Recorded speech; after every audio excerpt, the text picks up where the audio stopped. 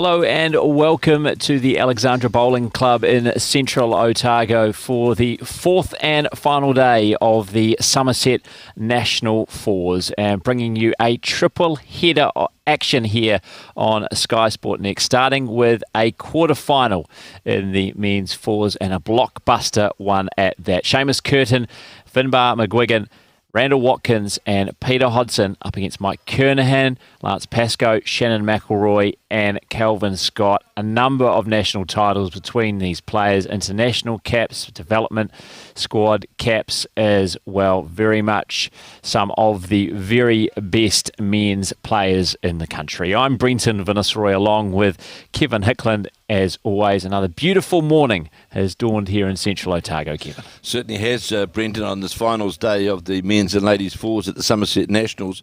Absolutely splendid conditions here at Alexandra. Not a breath of wind as we look out over towards Molyneux Park, this multi-sports complex here. And we've certainly got a fantastic day for this finals day, and this quarter-final match between Seamus Curtin and Mike Kernahan should be a blockbuster, because without doubt we've got 8 of the best in the country, as you rightly said, internationals, development players, national title holders.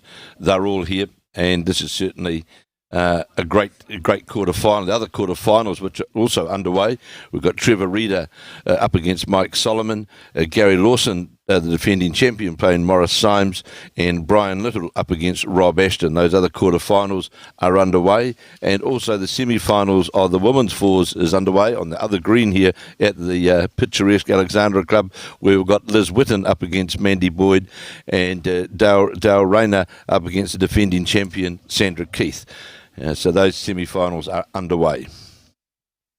As we're reaching the completion of the first end of 18 in this men's fours quarter-final.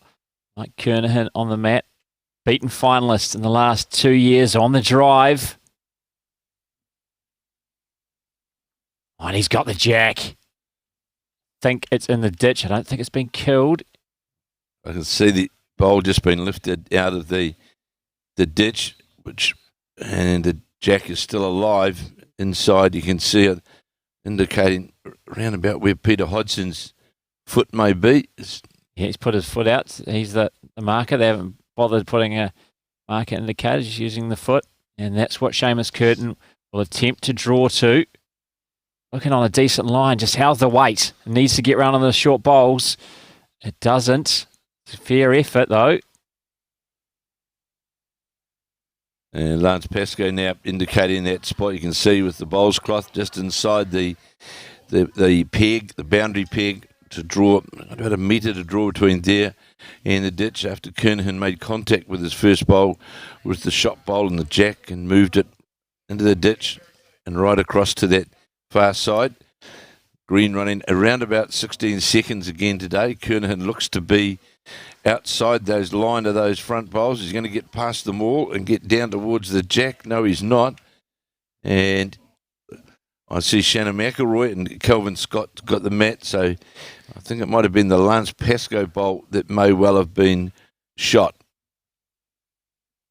Now we'll just wait for the scoreboard to flick over here, but certainly first blood to Mike Kernahan in this blockbuster quarter-final in the men's fours.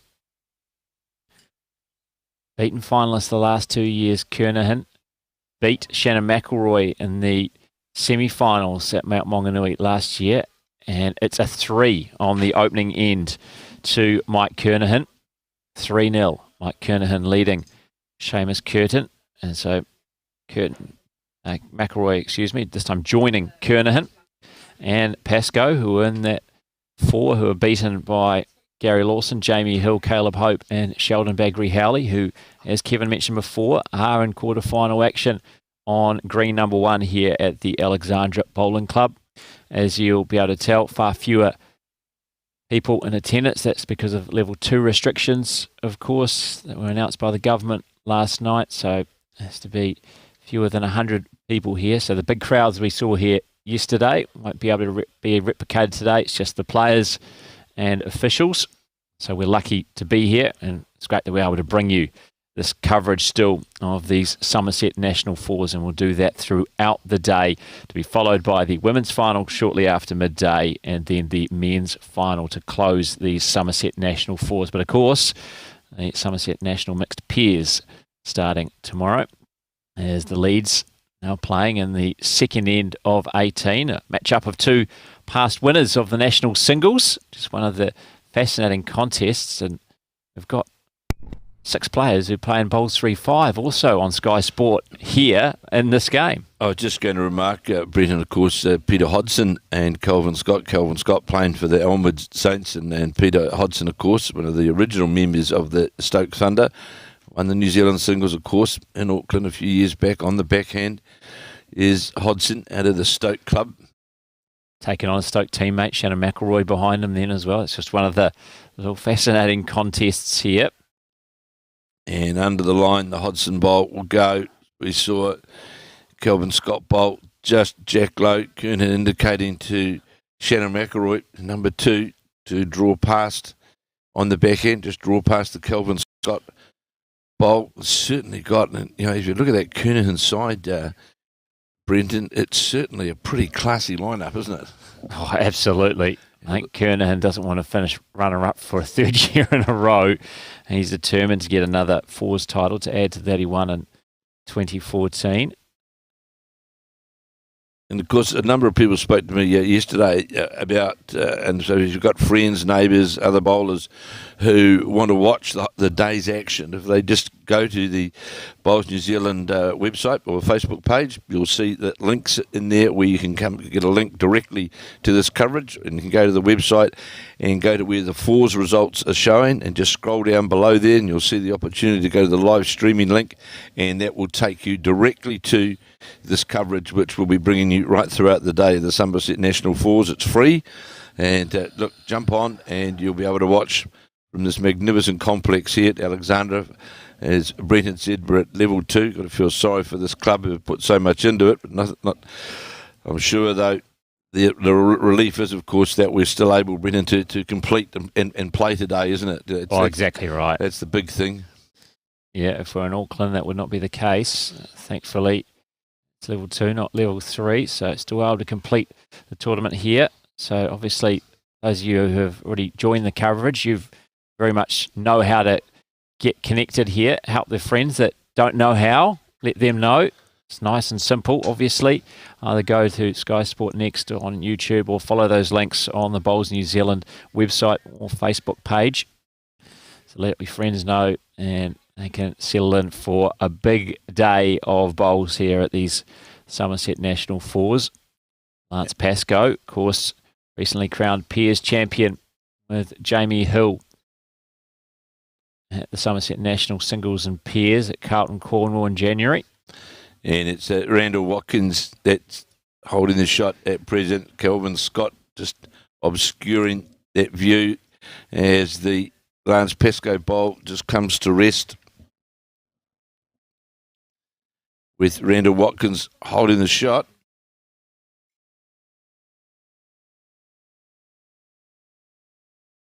Thank you, Kelvin. The curtain 4 with the All Blacks polos on.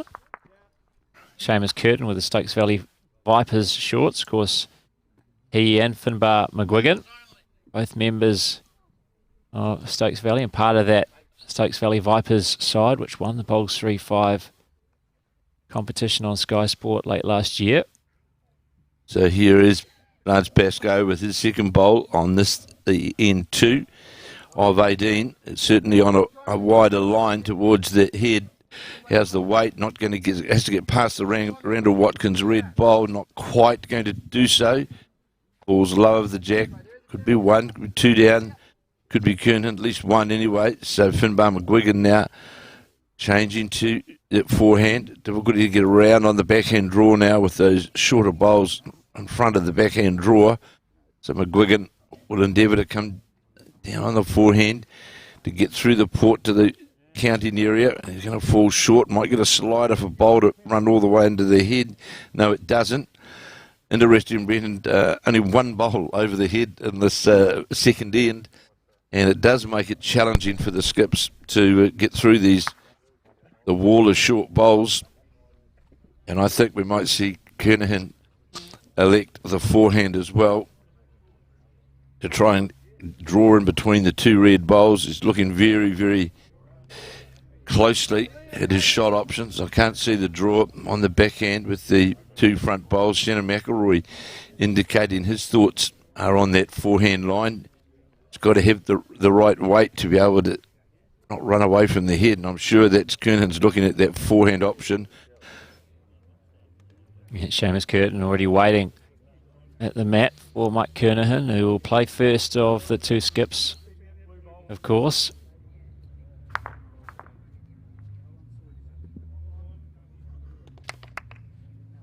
And as Brendan said, Mike Kernahan, of course, runner-up in the last two Nationals, winner in 2014 in Dunedin. Here is Kernahan on that forehand that we predicted he would play.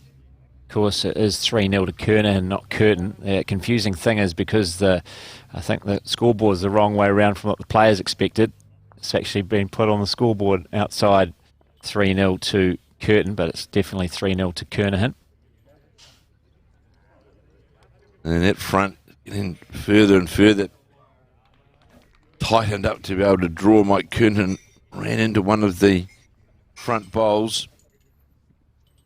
Curtin now as well on that forehand line. Certainly out on the wider side, whether it'll come all the way back from there.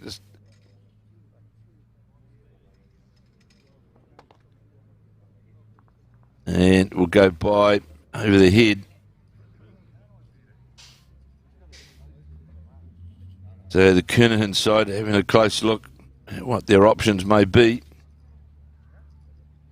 Yeah, real brains trust, isn't it, when you got experienced Calvin Scott, Lance Pascoe, Shannon McElroy. It's more than 300 games for New Zealand. Mike Kernahan. So now 200 plus games. Kernahan's looking now at the backhand to play literally under the head, and his target area is the Randall Watkins red bowl out in front there. If he can get an inside slide or just draw inside that, he can make shot of it. But it's certainly a very, very tight line on the draw. We all know the capability of Mike Kernahan. Knock any of the same as Curtin bowls into the head, with, of course, Curtin still with one bowl to play on this, the second end. So here's now Kernahan on that backhand, endeavouring to get down to the shorter bowls and work inside their head. Looking for the jack. Got a touch on the jack again. And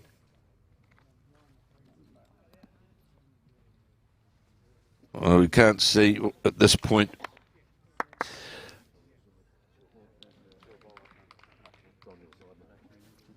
There's a lot of moving around, and the bowl. The jack, I can tell you, looking live, is in the ditch. It's just to the left of the backest bowl, which is that black bowl with white specks, probably about a foot or two. And there's also a bowl in the ditch as well, which is the touch, as we can see. Oh, there's the marker right in front of the foot of Lance Pascoe. So Kernahan, as we said, play with that predicted weight. Good attempt here from Seamus Curtin, and gets applause. Peter Hodgson has got the mat. Now looking at the two down. I think that was what indicated from Lance Pascoe was two to Seamus Curtin. We'll see when that scoreboard changes in a moment. Yeah, Lance Pascoe to do the honours, but certainly on the board, Seamus Curtin could bounce back from them after dropping a 3 on the opening end. They get to dictate the length they'll play at once more on this third end of 18. And so it was a 2, so 3-2. Mike Kernahan now leading Seamus Curtin after 2 of the 18 ends in this men's fours quarter-final here at the Alexandra Bowling Club.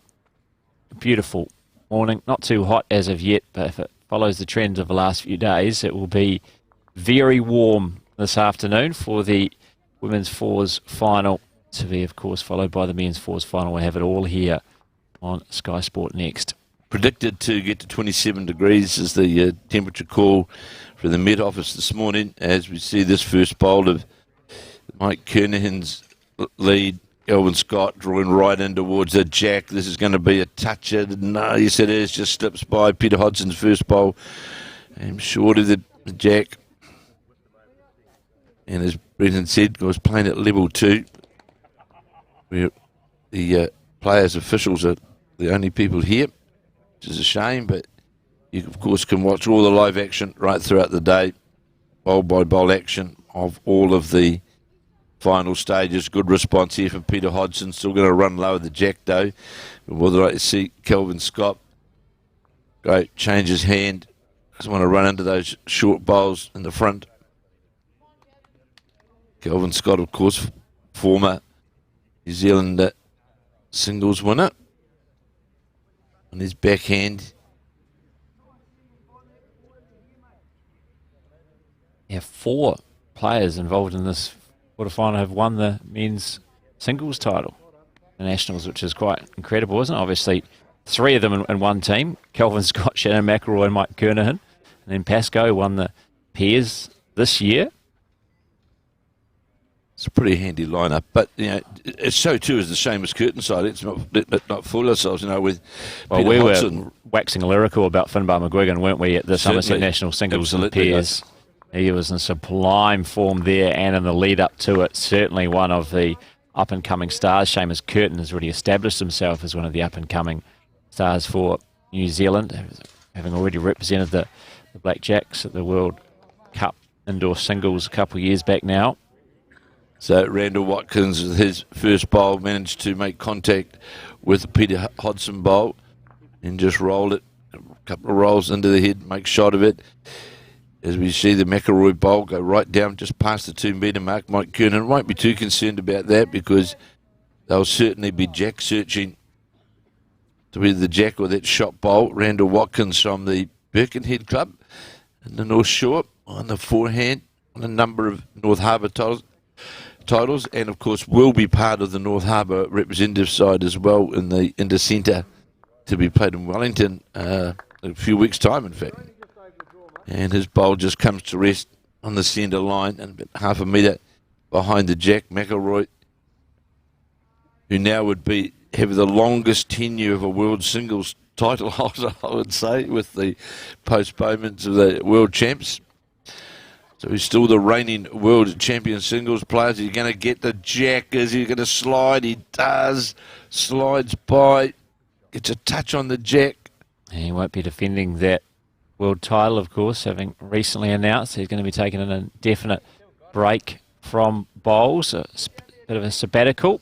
And he will no doubt return to the sport at the higher stage in some part of his life, but right now family taking precedence. Still going to play bowls locally, of course, but just taking an indefinite break from international play, and having been such a massive part of his life, you can understand why. Of course, wife Amy is part of the Nelson. Well, they're playing in the mixed pairs together, Amy and Shannon. Of course, wife Amy was a bronze medalist in the Glasgow Commonwealth Games, and will be part of the Nelson side as well in the Inter-Centre in Wellington. So a very, very good player, both dual internationals, husband and wife. You see Lance Pascoe, Kernan's looking closely at this, sits on the inside of it, right in the front of the jack, and make 2 shots of it.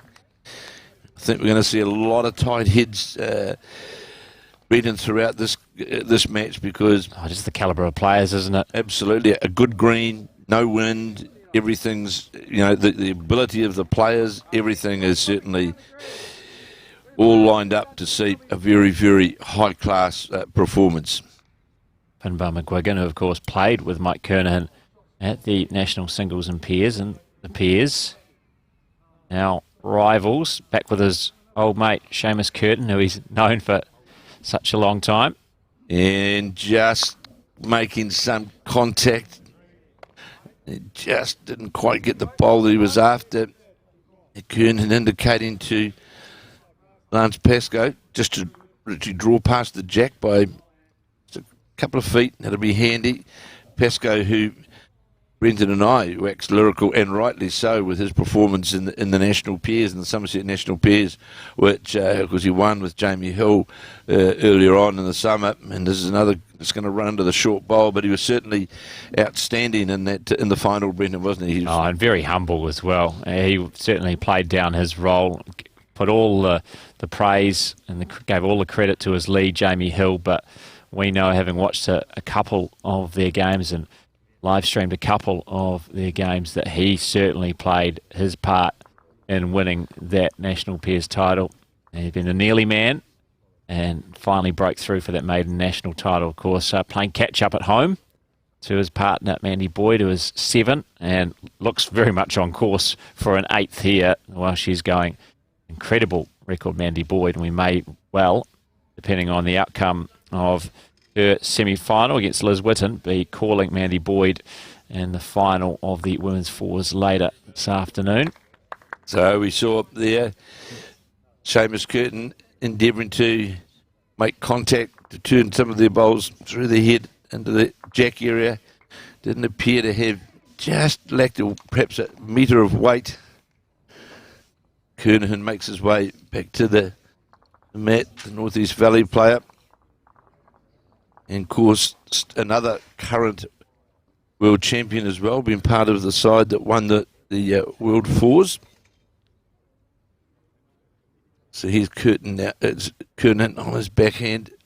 It's the famous, always wearing floppy hat, which has been part of his attire for a long, long time. And Lance Pascoe taking a real keen eye on this one as it breaks towards the head and the jack and sits over. It's a big target though, Brenton, isn't it? When you think about it, it's a three bowl target literally sitting there in front, and sitting directly behind on the centre line, of course, is that bowl of Randall Watkins. You can see the red bowl sitting there. So no doubt Seamus Curtin may play with more weight to try and reach through the head. You can see Evan Roberts watching on as well. Previous shot, one of the New Zealand coaching staff taking a keen interest in this game. Why wouldn't you, with a number of New Zealand internationals and fringe blackjacks on show in this game? So you'd expect weight here from Seamus Curtin, playing with controlled weight though, trying to reach. Break it coming back now towards the target area is Curtin. They're going to get the inside and the slide and the jack rolled by. Great attempt, whatever that outcome on the head sits. But as we spoke about, Brendan, certainly tight head. And Lance Pascoe looking to see what it looks like.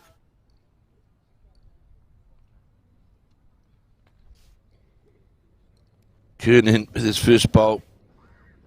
Drew right towards the head.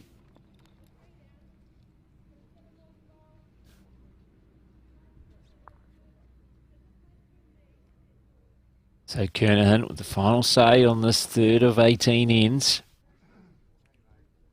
After this end, I can give you an update of the other quarterfinals here on this number 1 green at Alexandra Bowling Club. The eyes wide open from Kernahan. Well, it's on that draw line again as Kernan just to drift under these front bowls. He does just that, turns the bowl over. We'll see in about a moment. Finbar McGuigan taking one bowl out, and he's convinced it's only one. Lance Pascoe taking a close look. The one signalled there. But it is another one to Mike Kernahan, and they'll keep the mat all the way back. Does Kelvin Scott, the lead for Kernahan. Very experienced player. Of course, we see him on Sky Sport, part of Bowls 3-5 with the Elmwood Park Saints, along with Lance Pascoe. McElroy, of course, member of the Stoke Thunder. That's just the start of his many achievements. Of course, skip the Stoke Thunder to that Bowls 3-5 title in year 2, the competition on Sky Sport. world singles champion, reigning world singles champion, and multiple national title holder, looking for his third fours title to go with those he won in 2006 and 2018. And the board actually, it is 4-2 now to Mike Kernahan over. Yeah, James Curtis just doing the honours for us now. And the jack, as you'll see, in front of the number 3, right on the 2 metre mark. Peter Hodson, good line to the jack. They're going to run far, and yes, it will. Still short, though, by about half a metre after the first bowler. Kelvin Scott's just drifted by. On the backhand side of the rink was the draw. Again, now on the backhand is Kelvin Scott. Very, very classy draw player. He's always been a man off the front, and just going to go by a metre. Comes right back to the centre line. So Peter Hodson now, he'll play on that backhand, just trying to improve on his first by about half a metre. That'll get him pretty close to that jack. Hodson now, as Brenton said, former New Zealand singles winner. So it's just going to drop under that line. So McElroy, one could say the gate's open for the McElroy on that backhand to draw just in front of the Hodson bowl. What a man to have, you know, that clean-up roll just after the leads. If they don't find the spot, you've got one of the very best draw players in world bowls, Shannon McElroy. Breaking back towards the centre line. Is it going to come all the way back? And Kelvin Scott applauding that. The bowl just rolls over. That would be shot. Randall Watkins now also on his backhand. He's played the first few ends, he's played some very impressive bowls as Watkins, but he's going to be under the head unless he makes contact with one of the Peter Hodson bowls. No, he doesn't. In fact, it's short. We saw this happen last time playing this way. We had a number of short bowls. Already we've got more bowls beyond the head than we did to start with, but certainly seems to be the trend, short bowls playing this way. The big chance here for the Kernahan side, if they can draw right to the jack here, it makes it very, very difficult. If they were to get right, like a front touch, it would make it very, very difficult. As we see the McElroy bowl just rests on his first one. So that'll be the 2 shots. Watkins wanted to try and improve that weight and line, certainly on a wider line, where this is second bowl on end 4 of 18. And Seamus Curtin's interested in this bowl. Doesn't want to get the jack though, and he did. Got the back of the jack, and he's now 3 down, 4 down in fact. Yeah, I'd say all 4. That's actually the first bowl from the Curtin 4, which has actually got past the head. The other 3 all being short, and it did not get the result, obviously getting that little slice on the jack, taking it to those 2 bowls of Shannon McElroy, and with Kelvin Scott's bowls being past the head there, counters as well, so needing something up next from Finbar McGuigan. But first it's Lance Pascoe adding to the count. It's coming in behind those McElroy bowls. Finbar McGuigan will endeavour to reach up on that backhand side, even if he's got a yard of weight through, is fine. I don't know whether that's going to come all the way back. Same as Curtin's looking closely. Just going to go by, but will certainly cuts 3 shots out. So it's two shots that the Kernahan side is holding, as Lance Pascoe will play his second bowl on this, the 4th end of 18, with them leading 4 shots to 2. This bowl of Lance Pascoe's just hanging on that, coming back now. Needs to sit on the bowls, and it looks as though it will do so. Just slip by, will sit inside this. That's another shot. Just falls over. So Finbar McGuigan can afford now to play with another yard of reaching weight to that nest of 3 bowls. Stokes Valley player. Don't know if he's got that weight though, Brenton. Looks as though it's going to be under the line to that target. Yes. Does not get that out of the hand as he would have liked. As he said, he had the comfort that he could play with a bit of extra weight, but left it short. Not happy with there as he slaps the thigh. Knows that's an opportunity missed. He had a good first bowl, which cut the count. Got amongst all those bowls of Kernahan's fours. Another meeting of the minds. Kernahan with McElroy and Pascoe. The thing about Mike Kernahan is he's one of the great tacticians of a game.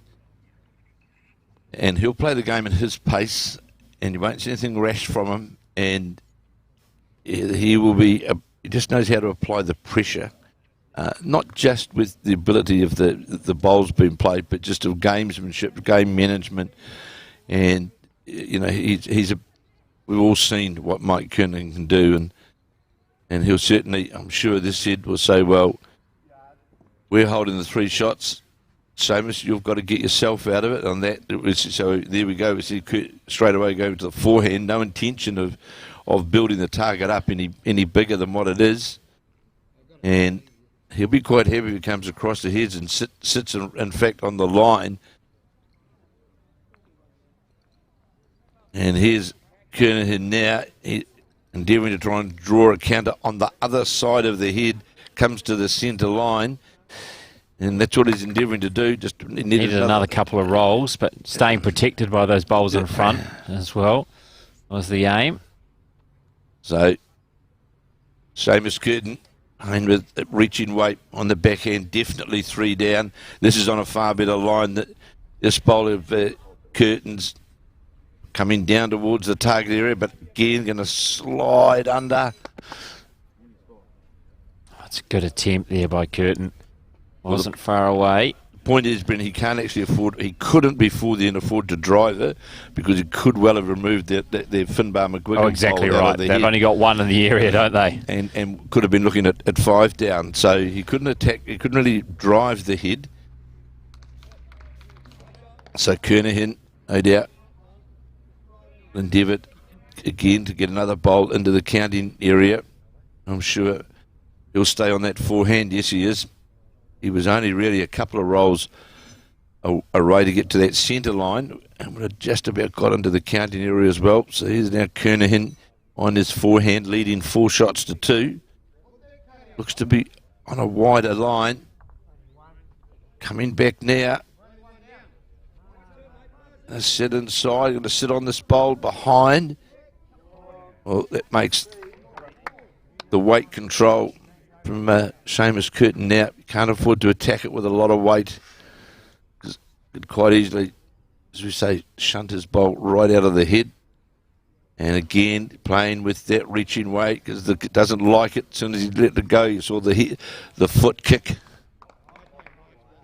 He was focusing more on getting rid of the mat than watching his bowl. Knew that wasn't going to count. So 3 taken away. And you'd think it is just the 3, certainly from our angle, but Finbar McGuigan is going to do the measure. Going to go to his bowl first, which is that light blue bowl. He hopes that is the 4th to limit the damage here. Now going to that Kernahan bowl. It's close. It is close, Brendan. But that head, we did see what I would call the game's ability, the game management by Kernahan, by not electing to draw on the backhand to make the target more attractive. Could be an umpire call here. Yes, it is, by the look. Yeah, umpire to be called to see if this is 3 or 4. 3 confirmed for Mike Kernahan. It's just whether it is a 4th. Kelvin Scott getting rid of some of the bowls in the area. It just shows the value of your front-end players getting up to the head and beyond it as well, because they were all short from Pete Hodson and Randall Watkins, apart from the one Watkins bowl, which actually got a touch on the jack and moved it closer to the other bowls of Mike Kernahan, which are past their head. The umpire comes into play for the first time this morning. Well, it highlights, Brenton, as we've spoken about, is the bowler, Randall Watkins, yes, he got the jack, but it was going away from the centre line, not coming to the centre line. Got the back of the jack, so to speak, sliced it across the head, and that really started to set the head up attractively for the Kernahan combination. And we saw the Peter Hodgson bowls short from the outset, and it just does create pressure from the players coming behind you. Umpires put the chock under the Finbar McGuigan bowl. Now around to the Kernahan bowl. Yeah, with that Finbar McGuigan bowl not sitting flat, doesn't want to move it from where it's currently placed, so the chock's keeping it in position. So to the Kernahan bowl first, now to McGuigan's. This is for potentially 4. Going back to take another look. It's close. It's very close. Finbar McGuigan couldn't tell the difference. It's 4. Yeah, it is. Calls herself a general dog's body, but has been the tournament manager of Central Otago, secretary here at Alexandra, and an ex-board member of the club. And we really thank her and all those who are making this tournament possible across all the clubs in Central Otago for the Summerset Nationals, the 4s, and both the mixed pairs that will follow as well. Follows Ruth Grant doing the duties and scoring yesterday. So we certainly appreciate all the assistance we get from those here at the Alexandra Bowling Club. And Kevin Hickland is no doubt looking forward to his first taste of one of the great delicacies down here, cheese roll. Well, I'm sure that they're coming our way, providing... I think around 9:30 is when they usually arrive. So. Well, providing Alex hasn't beaten us on the run. Well, that's the issue. That is the issue. If others see it coming towards Alex as well, they may intercept. So 8-2 now to the Mike Kernahan skip side, with Kelvin Scott leading, Shannon McElroy and Lance Pascoe up against Seamus Curtin, Finbar McGuigan, Randall Watkins and Peter Hodgson. And a good start by the very experienced Kernahan side. As we saw the Kelvin Scott first bowl just run by the head, and Peter Hodgson has been just struggling a bit with his line and weight, but he's made amends right here and has drawn just lower the jack. It's a very good bowl from the Stoke Thunder player, and of course been part of the Nelson side for a number of years. Kelvin Scott now on his forehand. And as Brendan said, the Seamus Curtin side all attired in their all black polos, as we saw the Kelvin Scott bowl just drift by the jack. Certainly searching for the jack with a yard of weight was Kelvin Scott. So Hodgson now trying to make 2 of it. Just trying to poke my head out the window, Kevin, to try and get an update for these other 4s finals. Currently a few bodies away of boards. It looks like Trevor Reeder out to an early lead over Michael Solomon, 9-1. If I've got the correct board there, 9-1 after 4 ends of their 4s quarter-final. The others, Gary Lawson up against Maurice Symes and Brian Little against Rob Ashton. And now I've got a clear sight of the boards. I can give you an update of those as well. And our feature quarter-final here. Here's McElroy looking for the jack on the draw, moves it right to the 2 metre mark, finishes jack level, moved it away from his Nelson clubmate Peter Hodgson bowl. So here's now Randall Watkins on the forehand.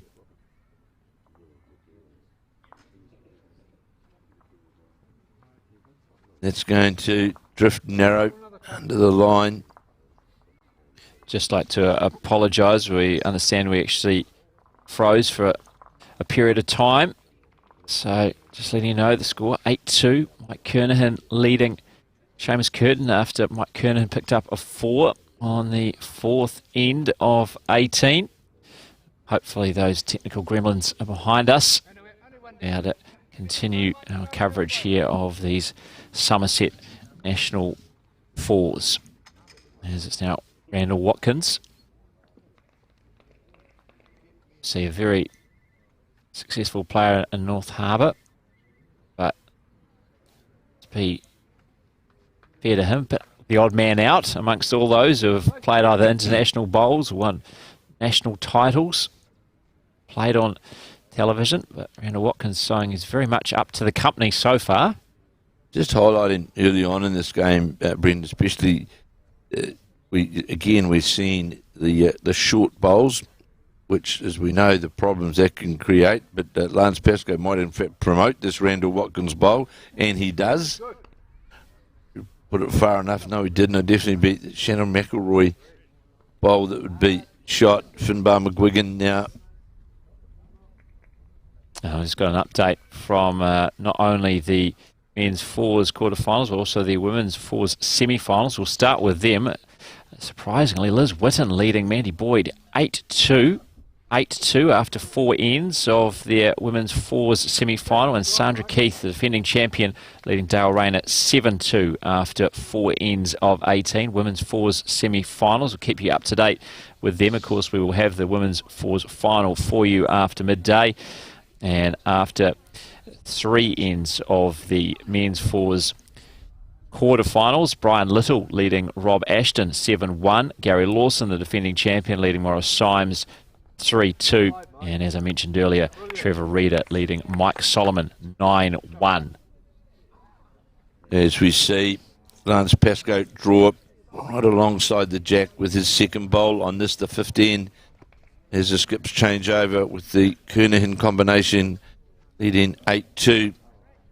In that early update in the women's fours, Brenton, you would call a bit of a surprise at this point after 4 ends, with Liz Whitten leading Mandy Boyd 8-2. Oh, certainly. Although, given how Liz Whitten went yesterday, 29-7 over Christine King in the quarterfinals, certainly showing Liz Whitten's ability. But yeah, with that Mandy Boyd side having won 5 of the last 10 titles in the national fours, Mandy Boyd, and it's the same 4 that won at Nine a couple of years ago.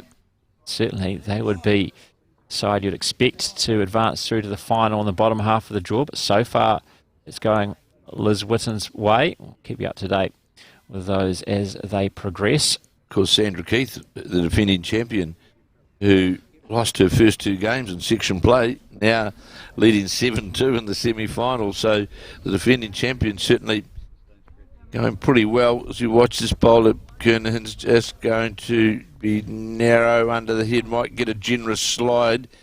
That, not sure that counts, but definitely say 2. And yeah, I think that might even be a third, you know. And of course, the only option really now for Seamus Curtin is to change his hand, try and reach down through the front bowls to the jack, because again we've seen on the draw line on that other hand, making it somewhat difficult, just obscure Kelvin Scott at present. So Curtin makes his way back towards the mat, and he is electing to play on that backhand to try and reach through that port to get to the shot bowl. It's on its way. You see the port that he's trying to get to. Just not going to get the slide that he wanted. Kernahan makes his way back, holding the shot without doubt.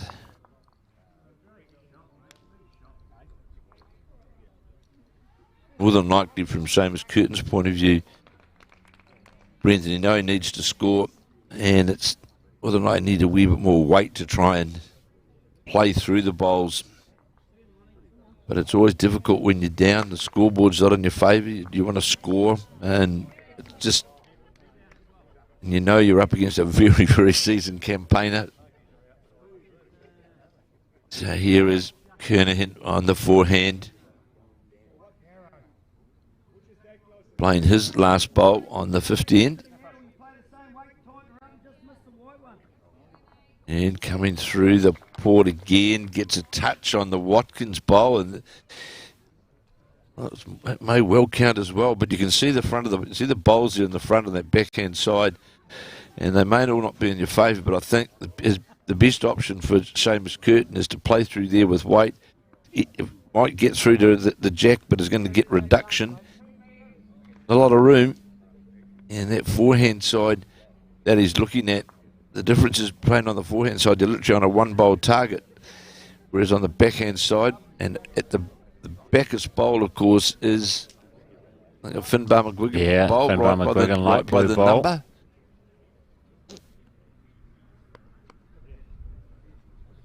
It certainly seems what's been discussed. A long look at the head there. Peter Hodgson, Randall Watkins and Finbar McGuigan still looking down at the head, working through in their minds what they would potentially do on the mat.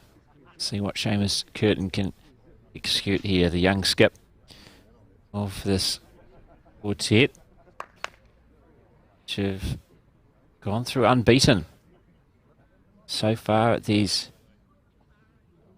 Summerset Nationals. That backhand option, which looked to be the best percentage option for sure.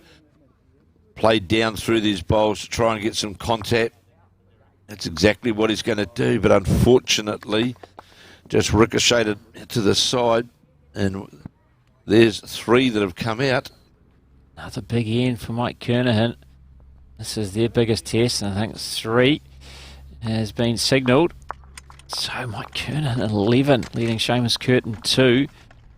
Seamus Curtin did have a big test in the previous round, beating Joseph van der Pennen 13-12 in a real titanic round of 16 contest. Mike Kernahan against Glenn Murtagh had it a bit more comfortable, 22-15.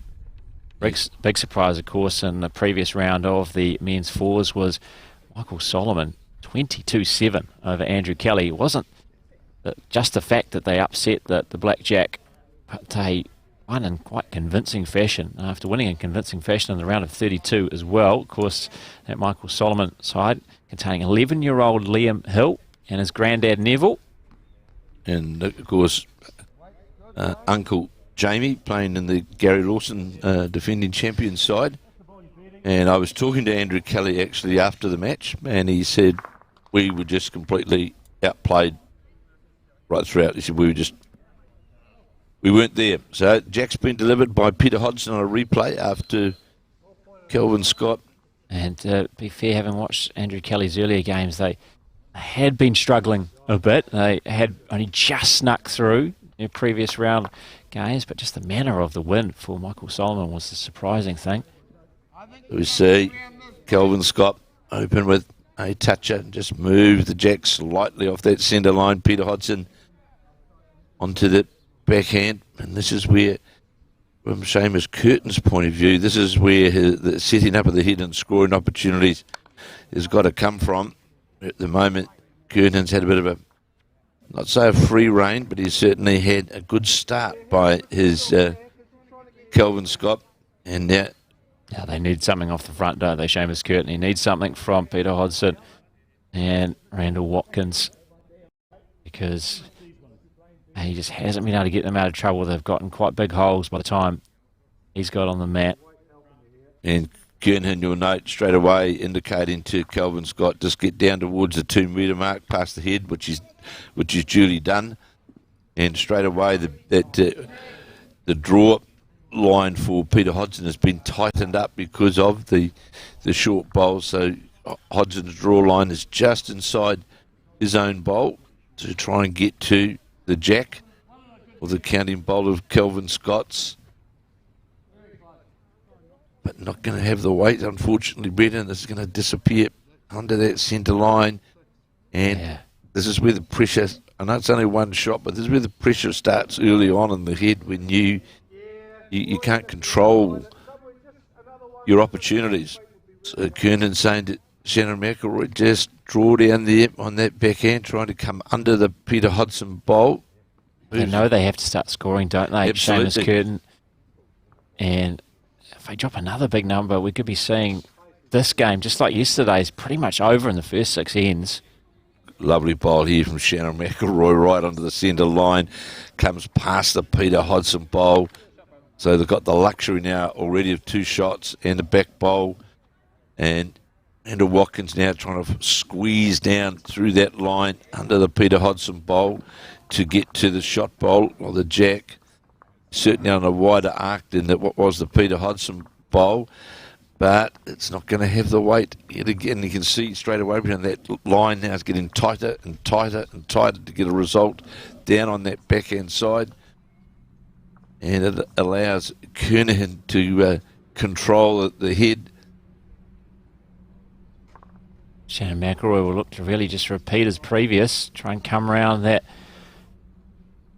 wide or short bowl of Hodson. Finishes almost jack level. Might be a third, probably will be. So all the pressure on Curtin.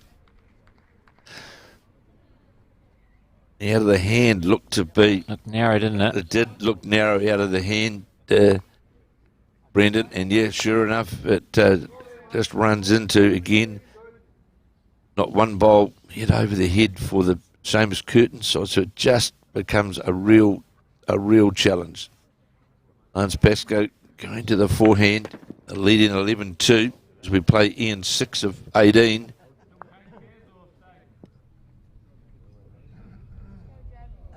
Needs to get past the Randall Watkins bowls, but in fact... It's a rare miss from Lance Pascoe. He's been pretty impressive to start this contest. Well, it's virtually closed that backhand completely off, really, Brennan, and this might be my instruction, but the instruction may well be to Finbar McGuigan. Look, have a crack at that. Let's go drive that and start again, because it's pretty difficult. And that's what McGuigan's doing on the forehand drive, is Finbar McGuigan trying to get to. And no, but ran into the Watkins bowl. Those red bowls of Randall Watkins. He'll get another go. But first we'll see what Pascoe decides to do. That forehand draw now is open, completely open for Lance Pascoe. Nothing to run into before he ran into a short bowl. And it certainly appears to be on a pretty good draw line. Not going to have the weight though.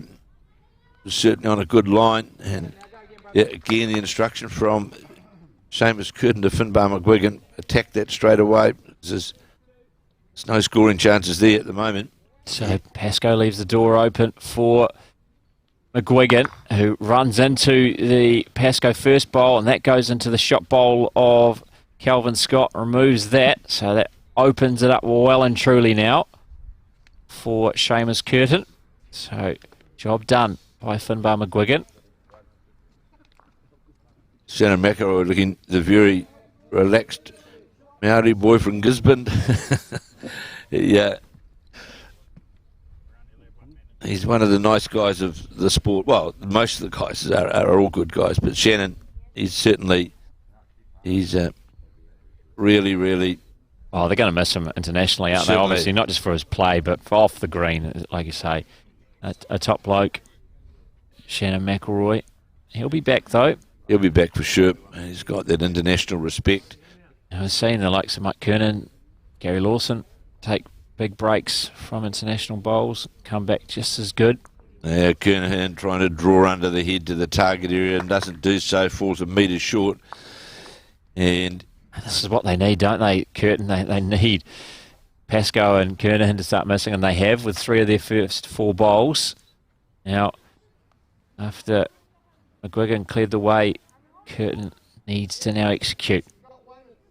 Can he find the way through the port between these two wide bowls?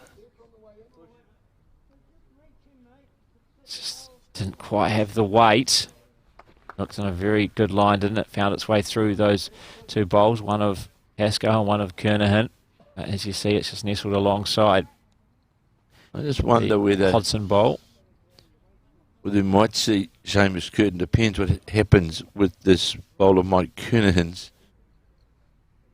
Whether Curtin might elect the opportunity to try and drive to that shot bowl and behind the jack. If you can see a clear line to it from the mat, Kernahan, of course, will be endeavouring to get another bowl on the head. That Dunedin bucket hat of his. That smooth delivery of Kernahan's always never changes.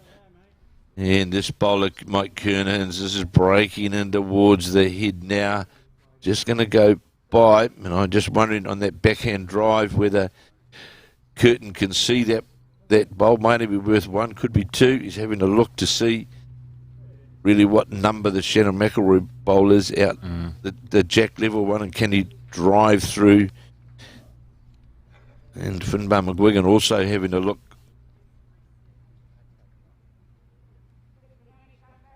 They're looking at a few options, aren't they? I think Finbar McGuigan was saying maybe if you hit the wide McElroy bowl, the jack level one, you might get the shot one. Well, I think he can search up on that backhand because he's got three bowls there to run into. Of course, and then he has got a bowl back at the back of the head. So we'll see what weight he elects to play. Backhand shot to me looks the best percentage option.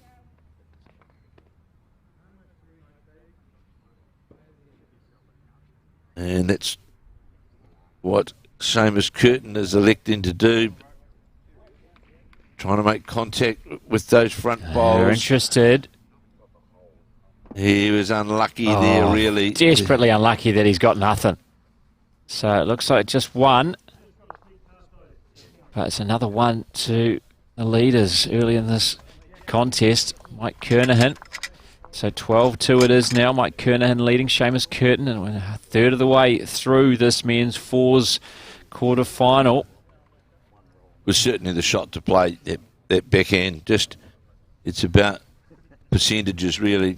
He'll be wondering how he got nothing. I thought he had. How did he find every single gap?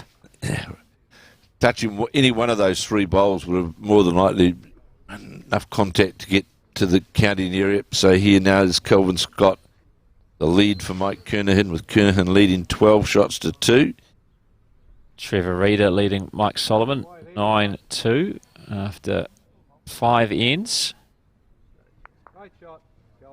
Morris Symes is now leading Gary Lawson 5-4 after 6 ends, and currently obstructed of the scoreboard in the Brian Little Rob Ashton quarter final, but I've got a clear view of that. I'll be able to give you an update of that one too. Kelvin Scott, a good start with his first bowl, draws another touch and just moves Jack slightly off that 2 metre mark, but here's the Hodgson first bowl, which is going to come quite a way short. Have all the men's fours quarterfinals on the number 1 green here at Alexandra Bowling Club.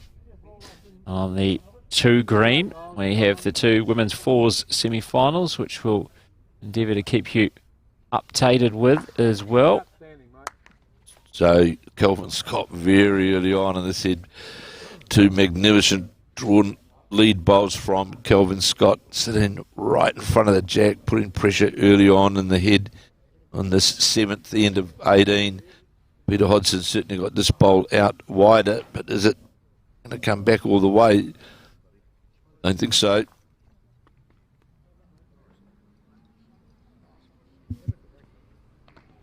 So McElroy, you won't want to fatten that target up. So persisting on that forehand. Question the line of this one, though, of McElroy's, and it's going to run into the Peter Hodgson bowl. Got a feather when it's going for you. It's going for you, I suppose, and just crawled its way into the head. And when it rains, it pours for Seamus Curtin as well, all going Mike Kernahan's fours way. Randall Watkins, but that too is going to be under the line and low of weight. And yeah, he's really struggled with that weight, hasn't he, in the last few ends. Randall Watkins, the number 2 for Seamus Curtin, just hasn't been able to reach the head. Been short almost every bowl. Well, it is allowing Kernahan's side to early on the lead in 2 bowls to be able to control the head, which is what they're doing. And Santa McElroy just falling in behind the jack on that centre line. And again, the head looking very strong for the Kernahan side. Randall Watkins, has he got it out wide enough yet? No, he won't have it out wide enough. Needs to get some luck here. Has he got the weight to get luck? He might sit on the inside of the bowler, Kelvin Scott. It's a good effort. It would be 3rd shot. Yeah, he just mentioned that he's struggling with his weight. Got it near perfect that time. Slightly underlined, only slightly. Very good bowl from Randall Watkins. Now Lance Pascoe, who had an off end on the previous. A short again here with his first. Messing alongside the first Randall Watkins bowl. So Seamus Curtin saying to Finbar McGuigan on the forehand, just endeavouring to draw inside the Shannon McElroy bowl.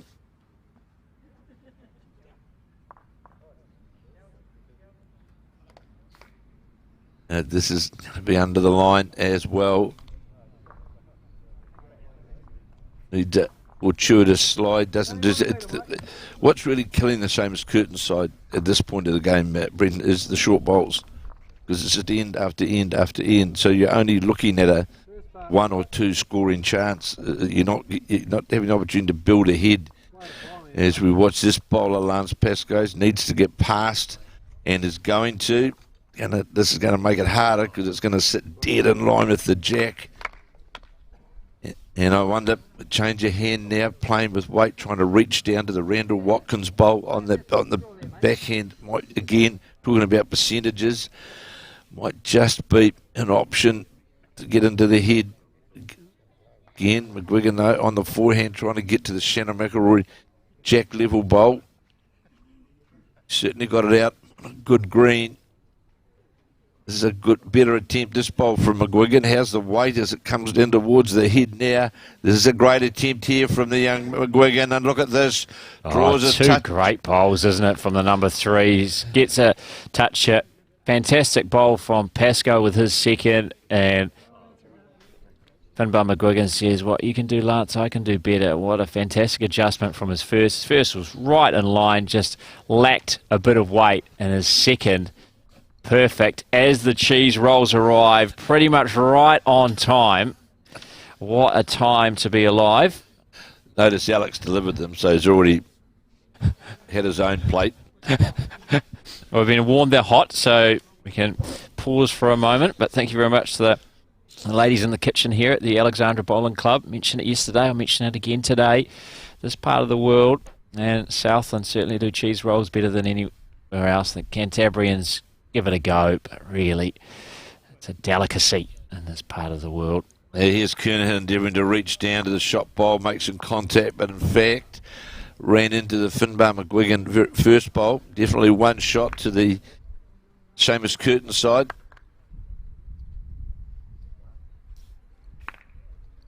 And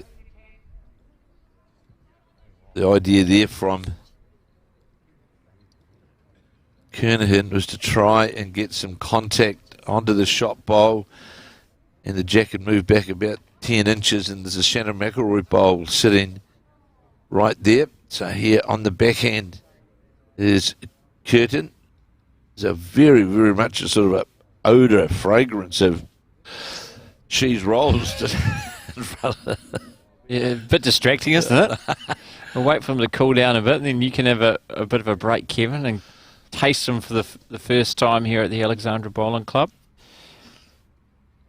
Take turns in commentary to make sure we get our fair share of. So you can see there, rolls. Mike Kernahan looking to endeavour to get there. So that means he'll play with, say, another yard of weight to try and get down, make contact onto the front, which would exceptionally hard shot, low percentage result shot here, but Kernan's capable of playing it, but it is a very, very precise shot required by Kernahan. Mike Kernahan leading 12-2 after 6 of 18 in this quarter-final as Kernahan goes to the mat on the forehand. He would reach up to those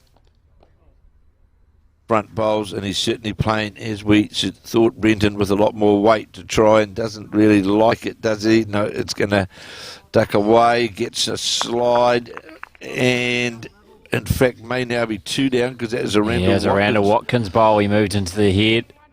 He was punished there for being a bit under the line, and rather than getting the fortune going his way this time, promoted that Watkins red bowl into the head. And now a chance to get a bit of a number here for Seamus Curtin. Well, he's got the chance to either roll the other Randall Watkins bowl into the shot or just draw past it, slightly draw past that to make 3 of it. So there's Curtin now on his backhand. Definitely don't know if he likes it. Certainly out on the wide side. Yeah, it's not going to change the situation here. He knew pretty much immediately it wasn't good, but they've got the mat back to Seamus Curtin. I think there was a couple scored there on the 7th end of 18. Indication from Lance Pascoe was that it was 2. And having a chat where they're going to place the mat. Curtin, McGuigan, Watkins and Hodson, an important stage of this match. There's no doubt about it. Having been 10 down. Long discussion on where the mat placement needs to be. I believe that was a 2 that they picked up, waiting for the scoreboard to be updated. So, Brendan, I'm going to grab a couple of cheap, and then I'll mute you momentarily. I'll go outside at the same time, and I'll get an update on the women's fours and the other men's fours quarterfinals, which are underway here. So I'll go and get those, and we'll be back. Thank you very much, Kevin Icklin, who's about to go around the boards as well as tasting a cheese roll. Take a couple, Kevin. Take a couple. Treat yourself. They're hot, clearly. Hopefully, hasn't burned his fingers. Still able to write as he makes his way around the boards. As we're now playing the 8th end of 18. 12-4. Confirm the score. Thank you, Alison. Maybe here at Alexandra Bowling Club. It was indeed a 2 to Seamus Curtin. As the first from Peter Hodson slides past the jack. See the applause though from Seamus Curtin because it's at least a bowl beyond the head. Too often his front end have been short of the jack. So they decided to place the jack around a metre from the tee. And good response from Calvin Scott. Makes his way back to the centre line. Does come up about a foot short, but right on that centre line. Just needs to make the slight adjustment with weight with his second.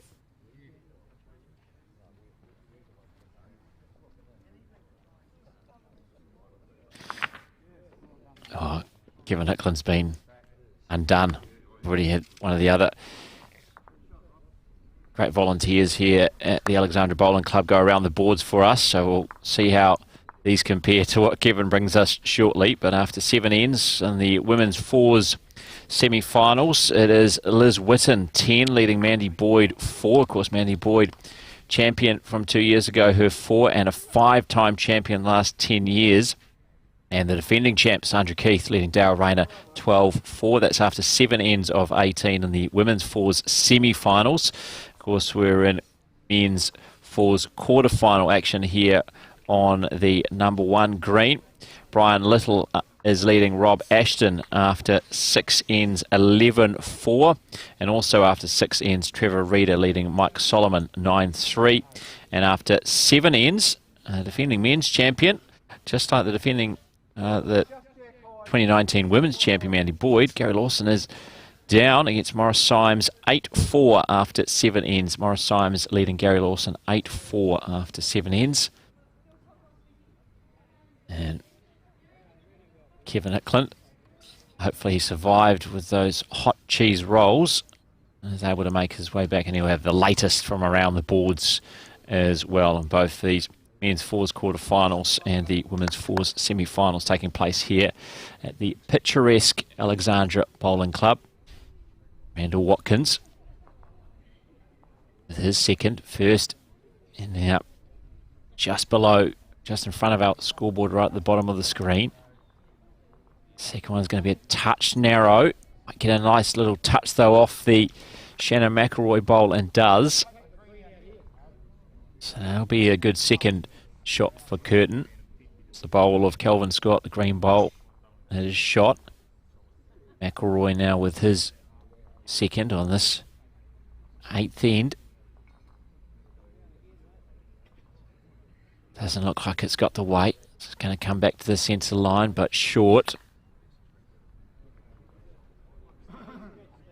Now McGuigan.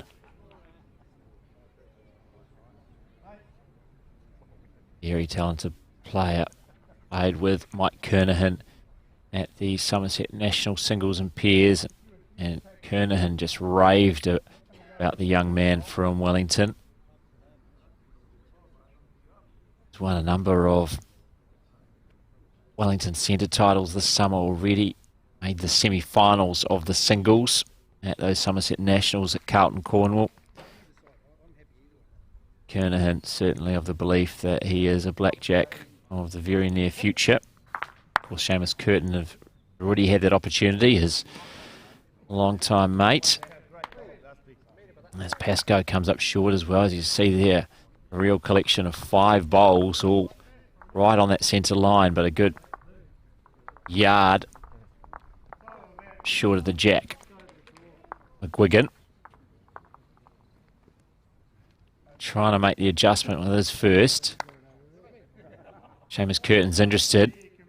Is it going to get a feather of a touch? No, it doesn't, but that's the shot. Low 5 between two youngsters. As McGuigan draws the shot for Curtin. Now Pascoe looking to respond. Following this one down. So about to have the changeover of the skips make their way to the match shortly. Kernahan and Curtin. Pascoe's just going to come round on the wide side and finish up and behind the head.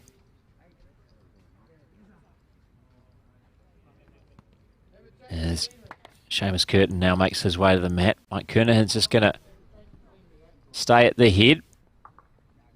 See how proceedings unfold after the first bowl from Curtin.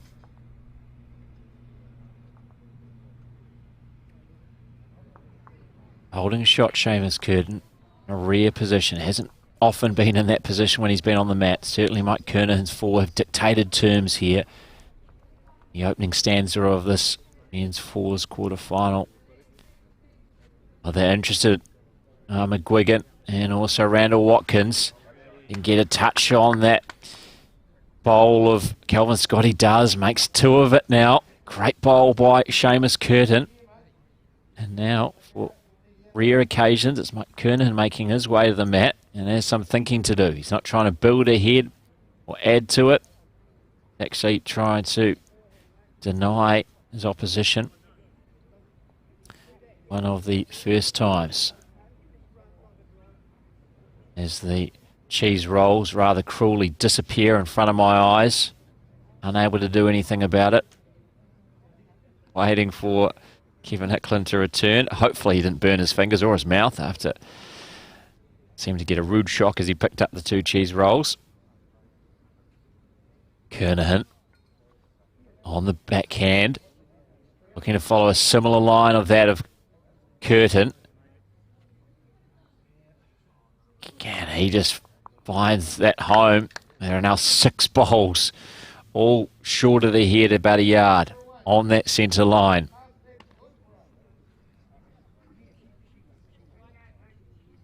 Curtin trying to add a third, just wants to emulate his previous bowl. Chasing this one down the green. I like the look of this one as well. Is it going to hold up? Is it going to hold up? Oh, it's a fine effort from Curtin again. Might not have been enough to make it a third, but good attempt by the young skip. Now Lance Pascoe looking over the head to see if it is in fact a third shot. Yeah, 2 signals Pascoe, 2 down to his skip Kernahan. And now we'll see if Kernahan can make the adjustment. Follow the line of Seamus Curtin. Kernahan short with his first. As Pascoe says, you went far away with your first. You just need to add a yard of weight. The track was good. Right back to that centre line. So can he cut out this Curtin 2 and snuff out their little comeback here? Looks on a decent line. How's the weight? Gets a lovely touch off the Curtin bowl. It falls out. And 1 down signal by Pascoe. So not quite able to grab the shot. But cuts it to 1. As this little comeback continues from Seamus Curtin. They pick up a single on the 8th. 12-5. It is now Mike Kernahan leading Seamus Curtin. Completed 8 of the 18 ends now.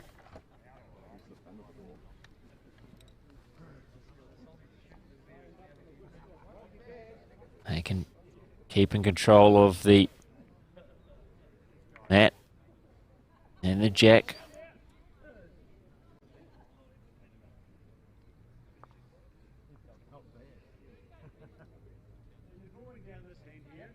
Peter Hodson opening up on this 9th end. He comes up short, opening the door for Kelvin Scott. He's been pretty consistent off the front for Mike Kernahan. Both he and Hodson, as we mentioned, won the national singles title.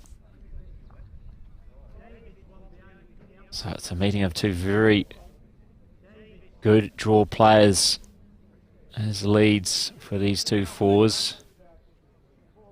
He comes up short as well. Does Scott, and unable to get back to that centre line. They plug out that forehand side somewhat, and playing on the forehand as a backhand rather as a result is Hodson. He looks a touch narrow out of the hand.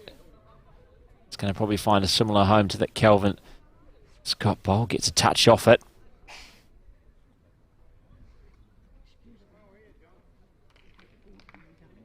Kelvin Scott will continue on forehand side. You can see a corridor through this short wide bowl. He's a touch narrow, but he might get the jack. He's not going to be far away from the jack. He has. Gets the touch shot. Kelvin Scott. Another for Mike Kernahan's lead. And again, it is Mike Kernahan's quartet who are dictating terms. Has often been the case in this quarter-final to date. Randall Watkins reaches the Kelvin Scott bowl. Knocks it a couple of rolls out of the head.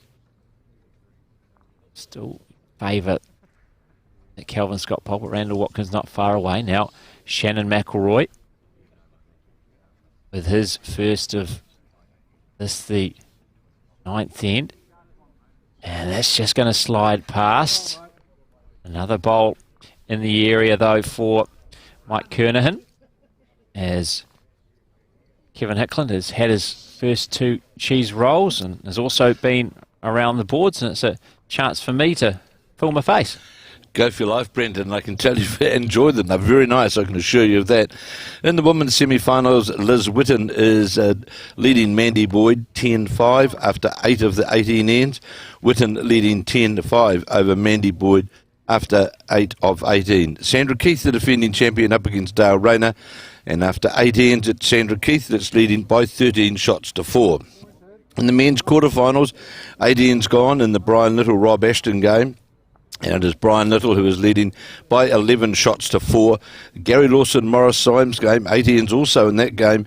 And is Morris Symes leading Gary Lawson, the defending champion, by 8-5. 8-5 after 8 of the 18 ends.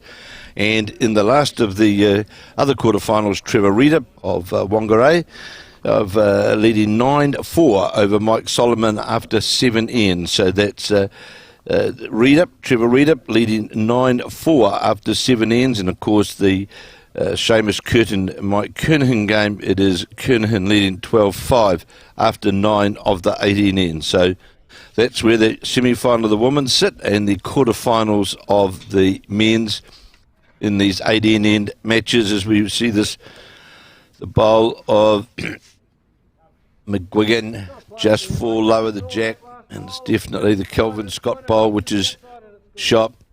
Indication now to Mike Kernahan, to his number 3, Lance Pascoe.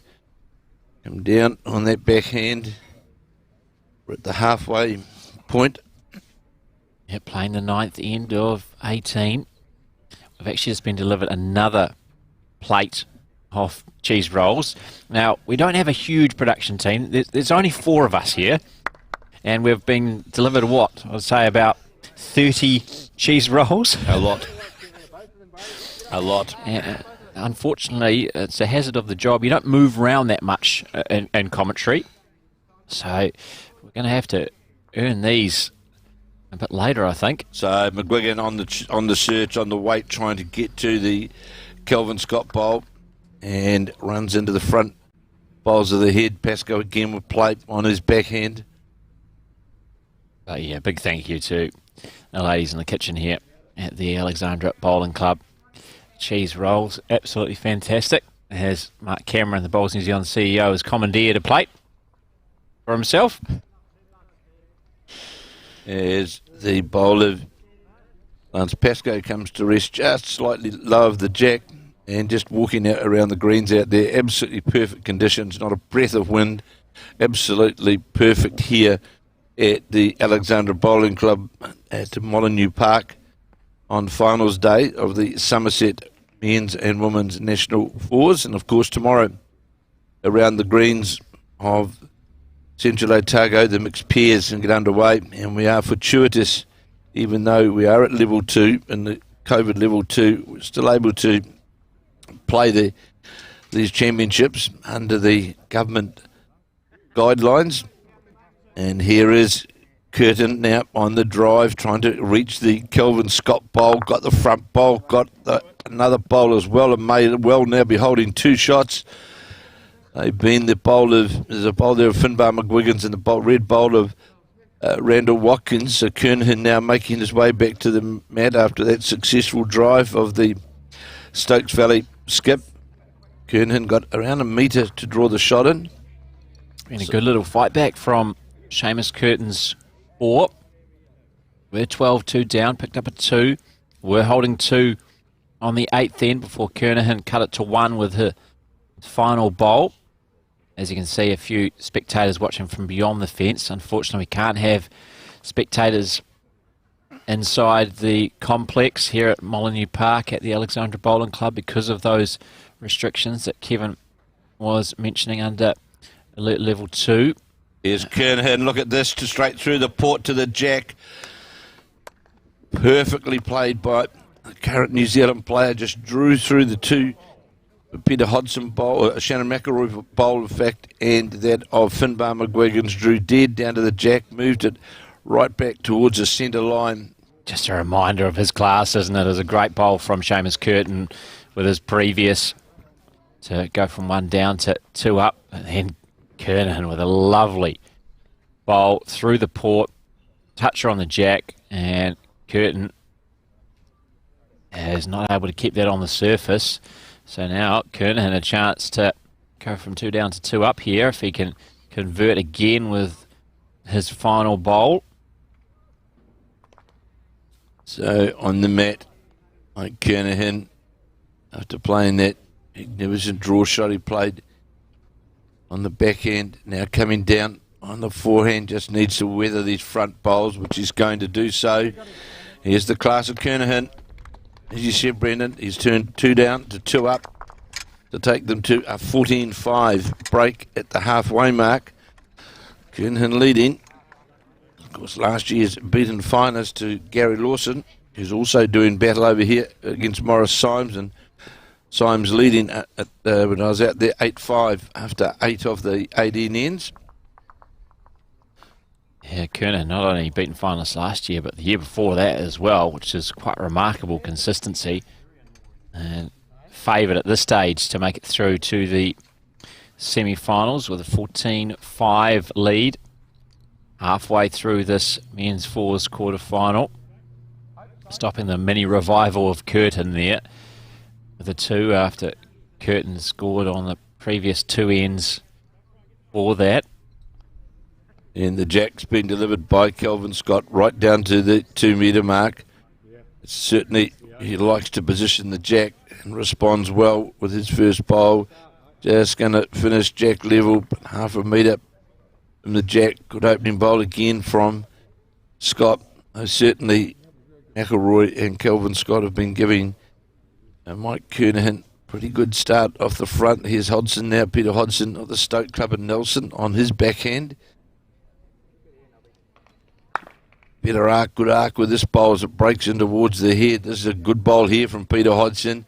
Coming down towards the jack and will be shot. Well played by Peter Hodgson, finishes jack level. Yeah, great response. Just what Curtin needed, because as you rightly said, certainly Kernahan had the armchair ride off the front with his leader number 2, Kelvin Scott and Shannon McElroy. And Seamus Curtin, as a result, needs more out of Pete Hodgson and Randall Watkins, and getting a great start there from Pete Hodgson. Kelvin Scott. This one's going to go through the head and off the green. Looking for another toucher there with Scott, like he had in the previous end. Peter Hodgson now trying to emulate that first bowl to give the head a good hope. This 10th head, give a good start to his skip. Seamus Curtin skip side, the backhand. Just question that line.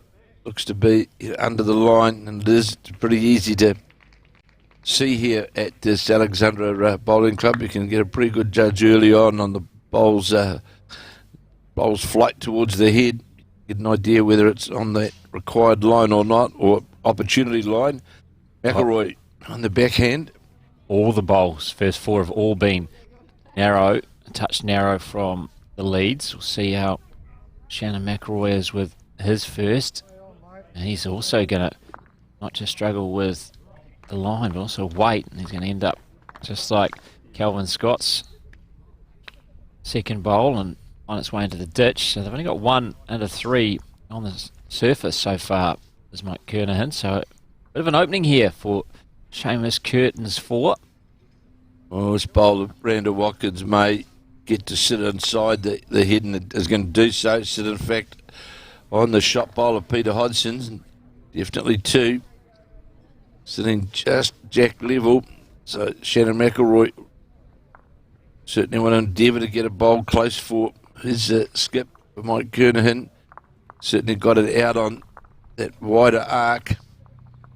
How far is it going to come back?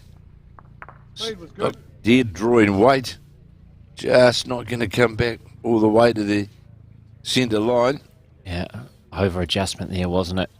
Trying to make sure it wasn't under the line again. Certainly made sure of that, but just hung it out a bit too wide. Weight almost there. So this bowler, Randall Watkins, you can see early on, it's going to certainly disappear under the head. Short of weight, definitely short of green. Kernan indicating to Lance Pascoe, which is size 9 out there. Draw to my foot, which is on that centre line. Here's the bowler, Lance Pascoe. Was winner of the Summerset National Pairs earlier on. It's on a pretty good, this line of Pascoe's. He's going to get the jack. He gets the jack, moves it around the corner. Oh, great bowl from Lance Pascoe. just what Kernahan needed. One of the first times his front end had been outplayed, and his number 3 comes up with the answer. There was room there. You could see the jack, and he got it. And now needing to respond is McGuigan. Trying to come around all those short bowls on the forehand side. Is he going to try and sneak through that little port? He's going to run into a short bowl of Pete Hodson. Very hard shot, hard head now for Seamus Curtin to play it, especially with the bowl of Watkins, the Randall Watkins red bowl. You can see sitting out there low on the forehand side, and just makes that line difficult and towards the head. Definitely a wider line here from Lance Pascoe, but got a bit of a slide. Oh, got a very fortuitous slide, in fact. That should make it 2. So the line that Seamus Curtin's side has to play is through that underneath the red bowl of Randall Watkins. So therefore needs a wee bit of weight. You see the trophies sitting there for the Summerset National women's fours and men's fours. They'll be presented later on today. There's a great attempt here from Finbar McGuigan. What a magnificent attempt. This is Drew around. Great correction. Drew around the bowls, and Drew jack level will still be 1 to the... Yeah, not much in it though, is it? Certainly not. It was a great attempt by the number 3 for Seamus Curtin. You see how difficult it was on that forehand side because of all those short bowls, in particular the short wide bowl of Randall Watkins, but he found a way, did Finbar McGuigan, to get around it, and he's done all but draw the shot.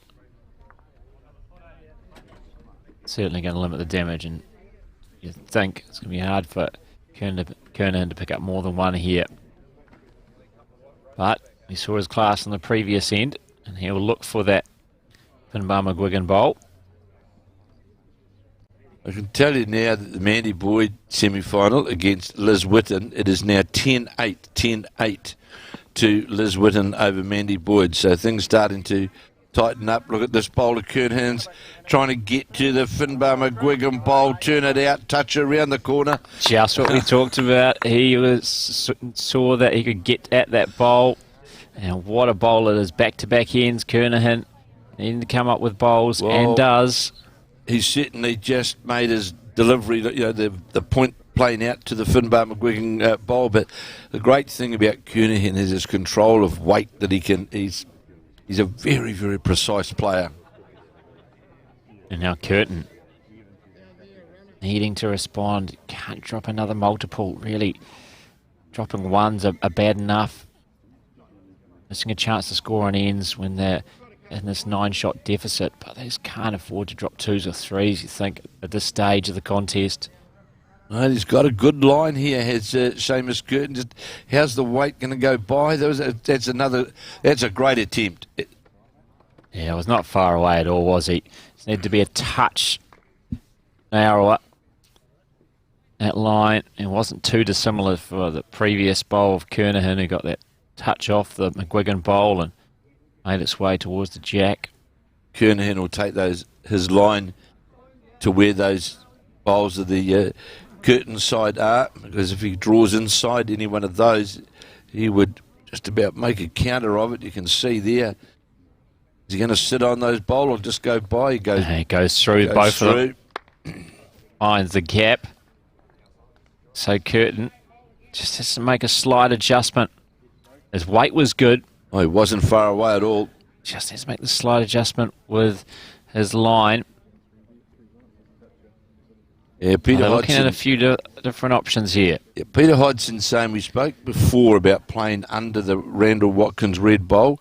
So if Seamus Curtin can play with some weight down through that line, he's a chance of getting literally a split onto the bowls and could get the jack, and they're pointing there. You just saw Randall Watkins pointing. The jack could go back to where the 2 backers bowls lay. They've been 2 of the Seamus Curtin side. Very, very difficult shot, but worth a go at this stage. It's a stronger percentage shot, Brendan, than trying to dead draw it. Well, really, the best you can do with a dead draw is cut it to 1. Absolutely. That's the best you can really hope for. So why not have a go and try and turn it in your favour? I don't know if he is. I think he is. Now he is playing with the extra weight. Narrower line, trying to get through that port. Yeah, you can clearly see that port he's trying to get to, and he's not far away. Interested. He's not far away.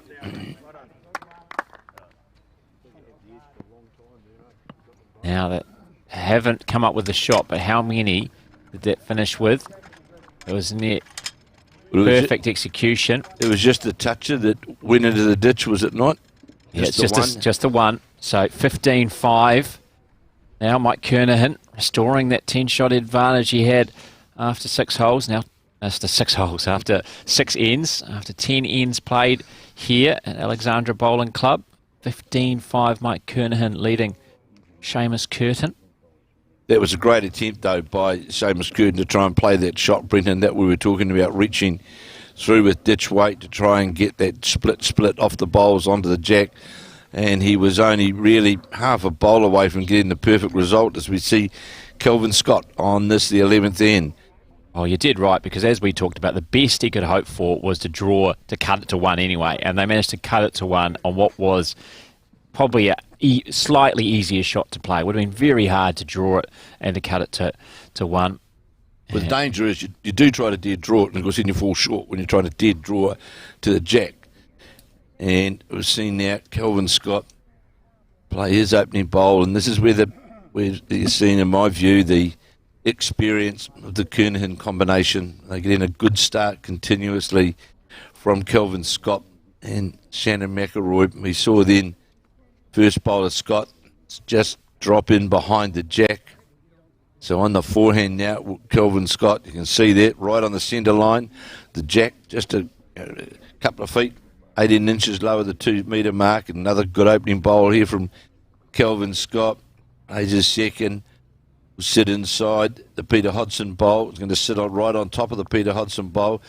You can't get much better leading than that when you're leading 15-5. It's a great start of the head. Hodgson now on his forehand, trying desperately to draw the shot. And then when you look, you got Shannon McElroy then coming behind you. It's relentless, isn't it? It really is. On the rare occasion, Kelvin Scott hasn't hit the target. You know Shannon McElroy is. And then only at one end, I think, both of them have been outplayed on the front. And then you got Lance Pascoe coming in after that. I see. And then Mike Kernahan. Some ingenious seating arrangements going on here by the looks, Brenton, that they, for the fence viewers, we'll call them.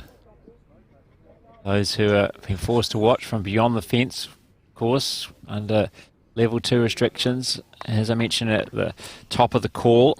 Unfortunately, it means that there are only the players and officials allowed to be within the Alexandra Bowling Club precinct here at Molyneux Park. We have an update from around the boards. It is now, as Kevin Hickland mentioned, Liz Whitten leading Mandy Boyd 10-8 after 10 ends of 18 in the women's fours semi-final. The other semi-final, the defending champion Sandra Keith leading Dale Rayner 13-6. That's after 9 of the 18 ends, so halfway through.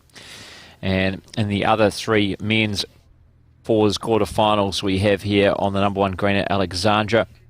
It is Brian Little now leading Rob Ashton 14-4 after 8 ends, and also after 8 ends it's tightened up somewhat. Trevor Reeder leading Mike Solomon 9-5, and the tables have turned in the other men's quarter-final. The defending champion Gary Lawson now leading Morris Symes 9-8. That's after 10 of the 18 ends. Just as we are here in our feature match we are bringing to you on finals day of these Summerset National Fours. Great bowl here from Randall Watkins with his second bowl, draws past his front bowl and draws a toucher, sits really jack level.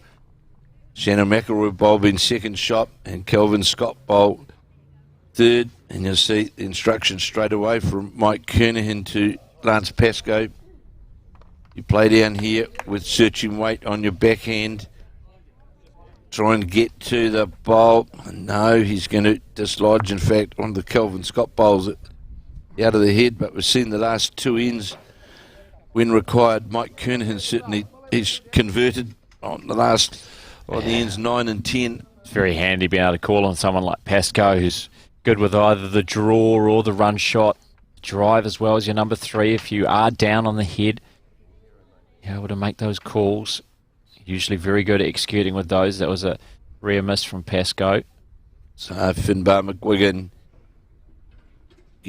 just going to go by. Again, the call to Lance Pascoe. Attack the bowl, the shot bowl with weight, which is what Lance Pascoe is doing. This is on a better line, this bowl to the jack. This is on a better line, gets the jack clean into the ditch. Well played by the number 3 for Mike Kernahan. We'll see the markers go up in the ditch. You can see the top of the Lance Pascoe bowl sitting just along from the number. And Mike Kernahan just doing some repair work there. And of course the Randall Watkins bowl, the red bowl in the middle of that triangle you can see there is a toucher. And they'll endeavour, I think, to try and get that toucher into the ditch. Hard shot. And I'm picking that the jack, in fact, is sitting literally just about under that number, because it was certainly, the contact was clean from Lance Pascoe. We might be able to get a view here. Just need someone having a big deliberation about what shot to play here. Oh, it's an important stage of this contest, isn't it? Down 10. So you can see the chalked red bowl there. You can see the chalk mark on it. And the endeavour of Finbar McGuigan is to endeavour to get that bowl and get it clean into the ditch, where, of course, already the Lance Pascoe bowl is sitting in the ditch close by to the jack, because you certainly made clean contact with the jack on the way through with that forehand drive. Back to the mat is McGuigan. Kernahan leading 15-5 at end 11.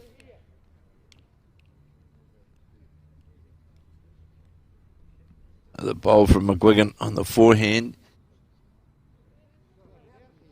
And they decided just to try and draw it to the ditch. And has gone into the ditch. I think it has, isn't it? Yeah, it's been picked up. Oh, it's sitting there. And I did see, saw a gesture earlier from Pascoe, and he gestured about a foot, didn't he? From yes, where he did. The jack was. So we can see the shot bowl in the ditch, which is just about a foot and a half from to the left of the 3 number there, number rink, rink 3, number 1 green here at Alexandra Bowling Club. Now Mike Kernahan on his backhand, drawing right down the tree to the ditch board to try and draw another counter. Definitely holding 1. Needs to get past this front bowl, not going to do so. And I think again, I don't know whether if you even make contact with that bowl, that toucher, Brendan, whether it would go cleanly. No, that's the thing. I think that's where they worked out, because of the bowl right in that centre line from Calvin Scott, which is just past the 2 metre mark. Yeah, I think that's going to be an issue. Don't think it would go cleanly. No. You're going at an angle, so that's why they've pretty much decided it's better to try and draw. So Curtin on this, the 11th end. No, he's not going to draw. He's trying to get to the toucher bowl on his backhand. Side cut it.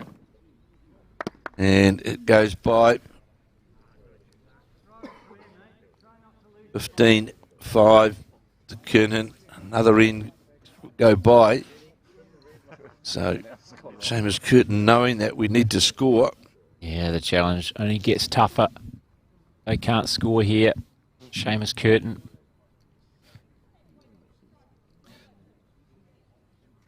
So I believe later on today we'll be able to update where things are relative to the mixed pairs, which get underway tomorrow, because there may well be some changes relevant to moving to level 2, that there could be some changes within that. And Bowls New Zealand have got a timeline on that, and they're working on that. And we'll be able to update this afternoon of plans relative to the mixed pairs, which get underway around the greens tomorrow. There's Mike Kernahan. Is he going to draw to the ditch? It's a great attempt from Mike Kernahan.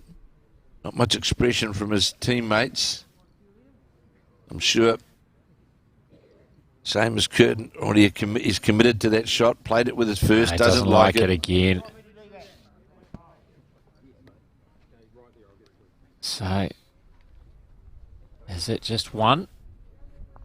Two did go up? Very quick. I think it was two. No, just the one. 16-5. Now, Mike Kernahan leading Seamus Curtin, and we've completed 11 of the 18 ends. So, time running out. You think for Seamus Curtin, they need to start scoring and scoring big. They really have to think we've got to win the rest of the ends here. They do, and the jack's been delivered by Kelvin Scott to that very favoured length of his, literally right to the 2 metre mark. He's only lost the jack once. That's, he's got that persistence. That's where he wants to play to, and he's responding well. As we watch this bowl of Kelvin Scott's on this, the 12th end, and here he comes again, coming right down towards the jack, going to sit right in front of the jack on the centre line straight away. Kelvin Scott, he's been in excellent form in this game. He's been very impressive, hasn't he? Very, very impressive. Very few occasions has Mike Kernahan got to the mat going, oh, I have to come up with the big bowls. But when he has been called on, he's delivered. It's just been very few ends of the 11 we've played so far that he's needed to do that. Hodson under the line and short. And that word short is something that I'm sure the same as Curtin's side will rue in this particular game, because it's got them in this position. They have improved, it must be said. Last few hens they've been much better, but that's why they got in this big hole. That's why they dropped a 4 and a 3, or 2 threes. 1, 4, 3, 1. Yeah, and that's 3 in the opening end as well that they dropped. So big numbers that got them in this hole, and they went 12-2 down. From then it's only 4-3, Kernahan leading Curtin from that moment, but it was that early hole, and that was after 6 ends, wasn't it? 12-2 that Kernahan jumped out to that 10-shot lead. Now 11 shots. So Peter Hodson trying to make amends with his second bowl. Certainly on a wider line, and he's going to draw the shot here. Well played from the Stoke lead. Draws jack level. That's what they needed. His club mate, Shannon McElroy from Stoke, will also now play on that backhand.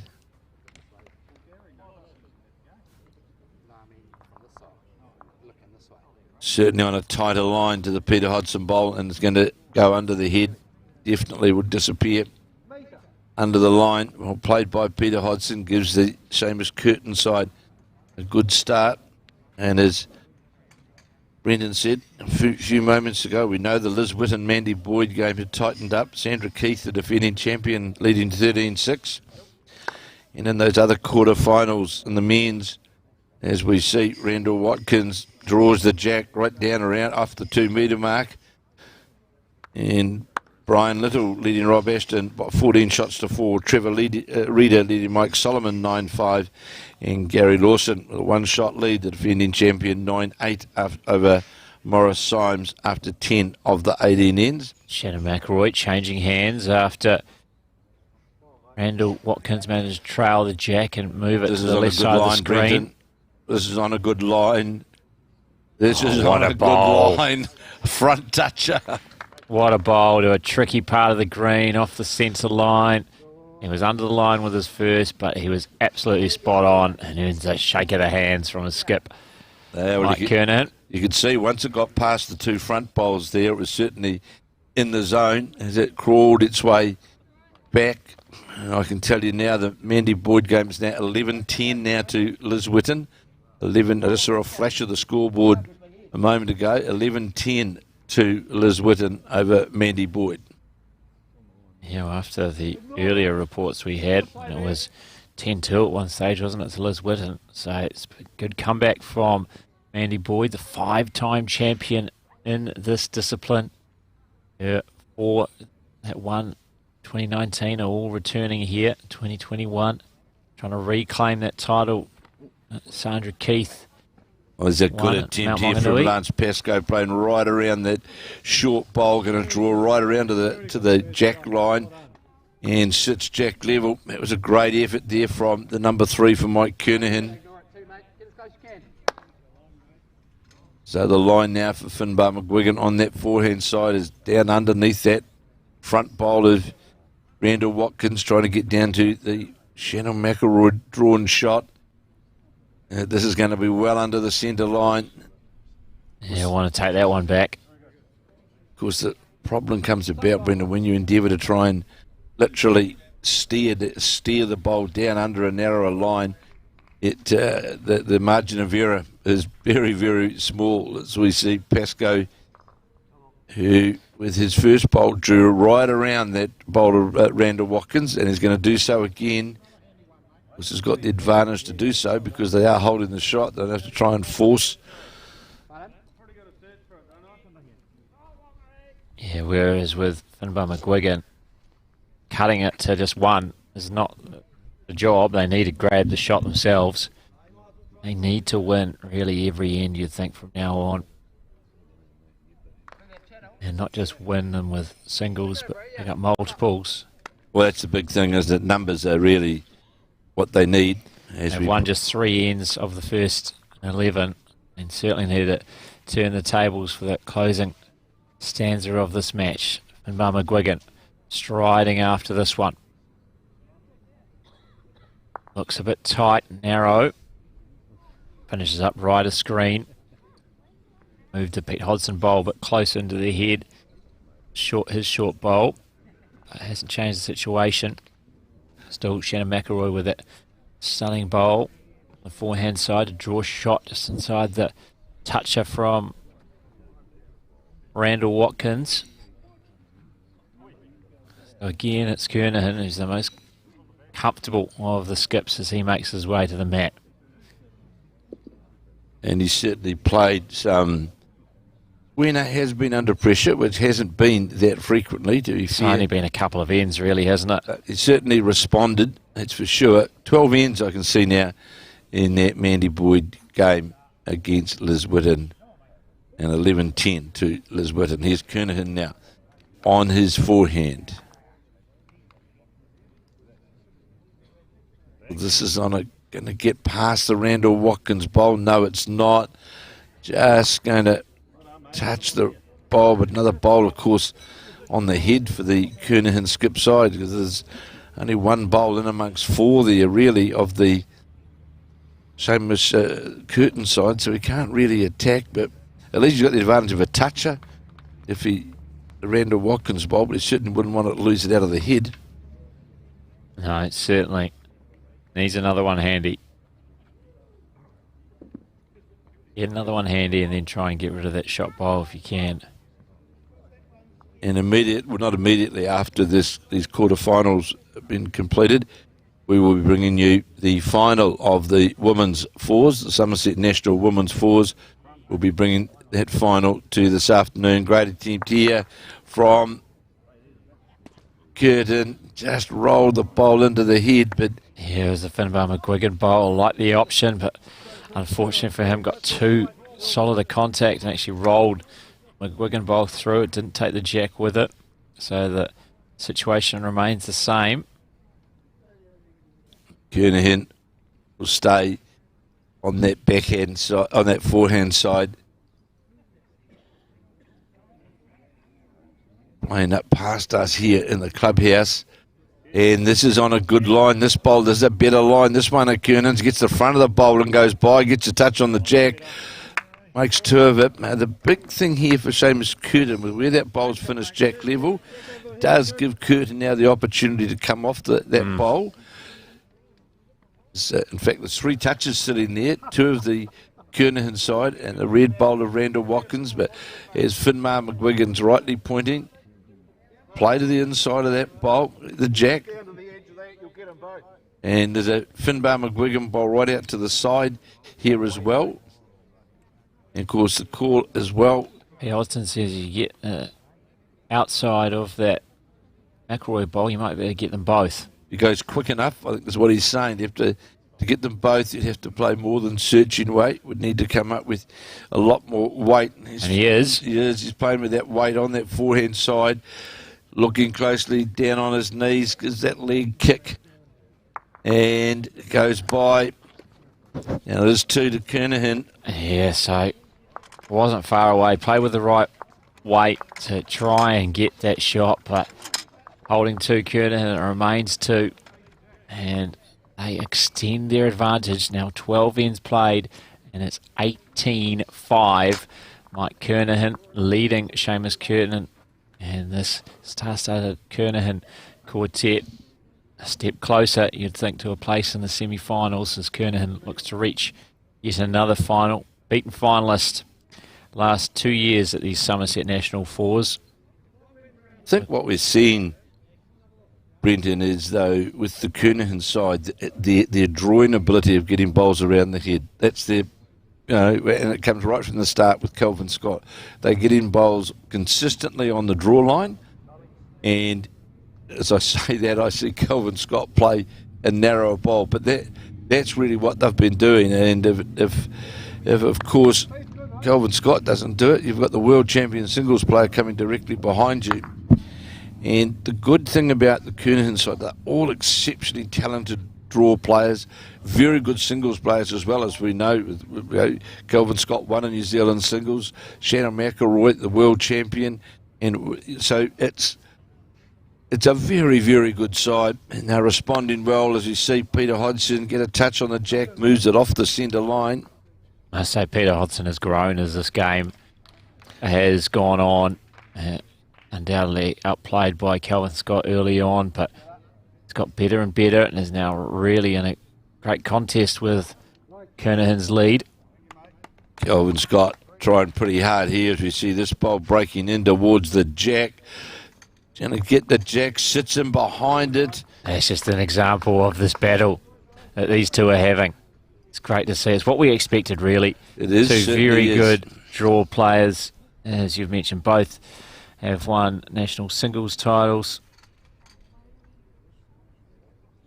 Peter Hodgson now trying to get on that same line as his first, and there's a pretty good attempt here as well from Hodgson. Going to sit the Kelvin Scott bowl, is he? No, he doesn't. Played with the weight to get rid of the Kelvin Scott bowl, but just slid passed by. So,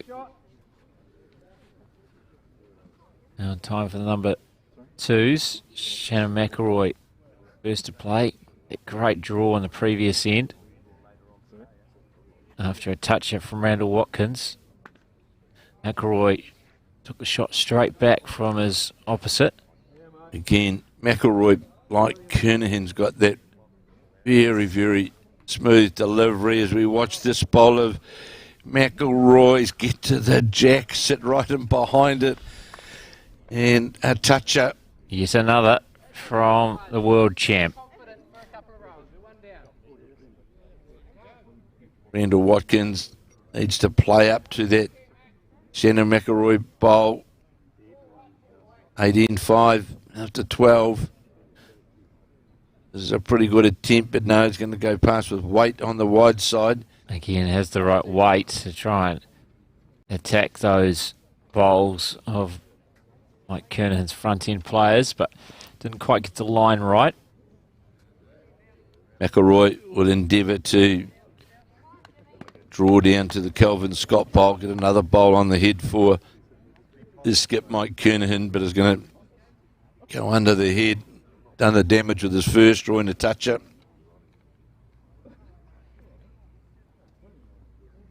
Watkins again, endeavouring to draw down to that Shannon McElroy bowl. That too's going to go by.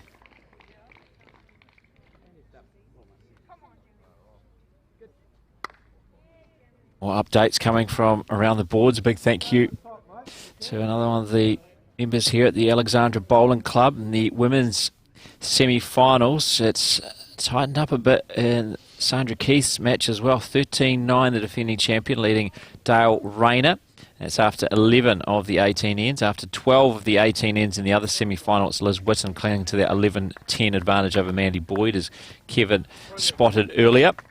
And in the men's quarters on the number 1 green here at Alexandra, Brian Little leading Rob Ashton 14-10 after 10 ends. 9-8, Trevor Reeder now leading Mike Solomon after 10 ends, and after 12 ends, the defending champions Gary Lawson leading Morris Symes 11-8. That's the men's quarters. Well, we've seen some good comebacks there, because at our last crossover, in fact, Brian Little was leading Rob Ashton 14-4, and now 14-10. And the Trevor Reeder game, of course, we've seen now Mike Solomon get within, it was 9-5 to Reeder, now only the one behind. And at our last cross, it was 9-8 to Lawson. He extended that slightly now to 11-8 after 11 of the 18 ends. It means quarters here on the number 1 green at Alexandra Bowling Club. On the number 2 green, we have the 2 women's fours semi-finals, and of course we will be broadcasting, live streaming that women's fours final for you. Wait and see who the protagonists are. That'll be happening around 12:30 this afternoon. 12 o'clock rather, that will get underway. Now Finbar McGuigan just endeavouring to get to that shot bowl. Shannon McElroy's just went by.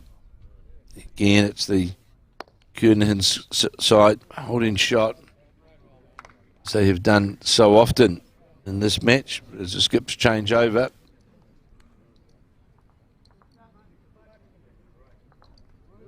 Seamus Curtin just waiting at the head to see what Mike Kernahan, his opposite, can do. First up, still in discussions with his good mate Finbar McGuigan.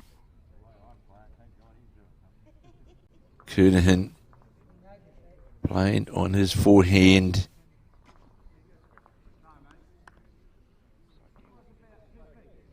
And again, this bowl of Kernahan's on that arc back towards the head now. How far is it going to get past the front bowl? No, it's not. It's going to go a metre short.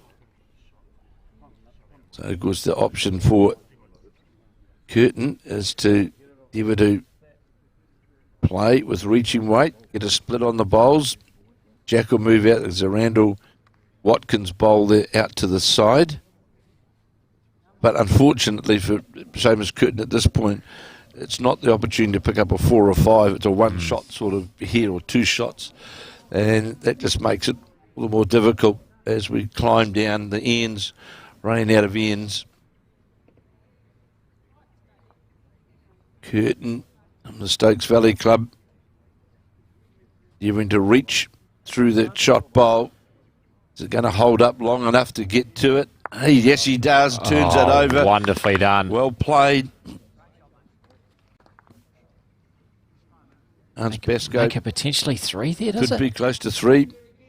So he's done what we thought was pretty much impossible, getting rid of that McElroy bowl and keeping his there. Now Pascoe saying, just clear it all out, please, Mike. I think we'll see a similar sort of shot with more likely more weight from Kernahan, which he'll play on his backhand, and he is with more weight. Trying to get up to the front of the touch narrow. It isn't on. It knocks out the Pascoe bowl as well, which was their closest. There's still that, obviously, the Calvin Scott bowl, but I think that Pascoe bowl might have been the closest. So I think it's 3. It's 3 as well, Brendan. And now Curtin does have that chance to make a big number out of it, holding 3. He can draw front of those bowls just behind the jack. He can make it 4. Well-weighted shot by Seamus Curtin to get that result. Dislodge in the shot bowl. Don't know if he likes it. It'll be under the head. I think that was 3 that I saw Finbar McGuigan. Yeah, saw that briefly signalled, wasn't it? So, good end. And a much-needed end, yes. Confirmed 3 for Seamus Curtin. So, makes it that 10-shot differential once more. Mike Kernahan, 18, leading Seamus Curtin, 8. We've now completed 13. of the 18 ends. So just 5 ends remaining. Obviously the maths is clear. They really need to be scoring a 2 on each end here, and that's just to level the scores. Well, they need to win every end. That's the bare minimum. They need to score decent and a few multiples if they can. It starts here with Peter Hodgson getting that good start with the Seamus Curtin skip side, and certainly on a good line to the jack. Not going to have that metre of weight to sort of give the kick, trying to get that bowl to go up. He knew he was short, so Kelvin Scott. Yeah, don't expect him to be short. If he's short, he'll be short a foot. That's how consistent he has been. On the forehand, Green running at 16 seconds in this quarter final to 18-8 after 13 ends. And Brendan rightly said, here's the bowler, Scott's exactly what we said. You said, Brendan, going to literally finish jack level, just slightly across from the jack. Good bowl from Kelvin Scott. He certainly hasn't let Mike Kernahan down, not many ends at all. This bowler, Peter Hodgson, now certainly playing a narrow. Line. And it was narrow on it. You could see early on to the delivery point, trying to play under his own bowl. For a moment, he might have got a bit of fortune, but it was too narrow. Might have come off that Scott bowl, but didn't. Now Scott has a chance to really pile on the early pressure here. Door open for a second. So here is Kelvin Scott with that second bowl and doing exactly as what you and I spoke about, Brendan. He's going to come back right to the centre line and sits just lower the jack on that centre line. Yeah, so that's what you call Scott short. That's the only time he's short. Right on that centre line, within a foot. And it just makes it so difficult for the opposing side to build ahead from there. So here is Randall Watkins. He's got a good arc on this bowl. Got the weight. Seamus Curtin likes this. It draws in between the point. He'll go close to getting to the jack. And great bowl. Great response from Randall Watkins. Might not be enough for shot, but what a bowl that was. Finding its way through to the two Kelvin Scott bowls. McElroy.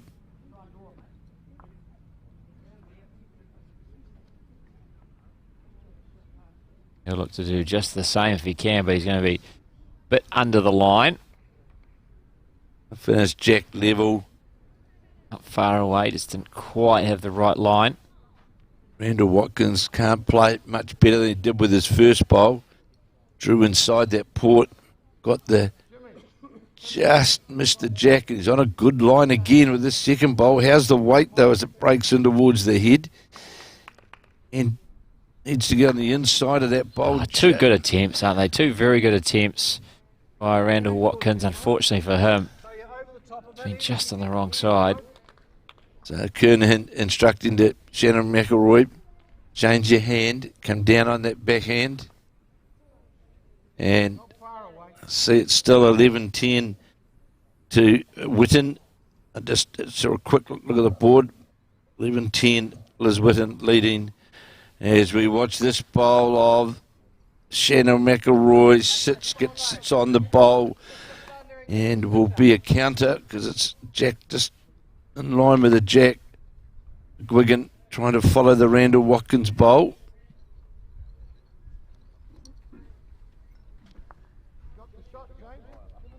A good attempt here. Is it going to get under? No, it's under the line. It was more underweighted really than anything because they had the line.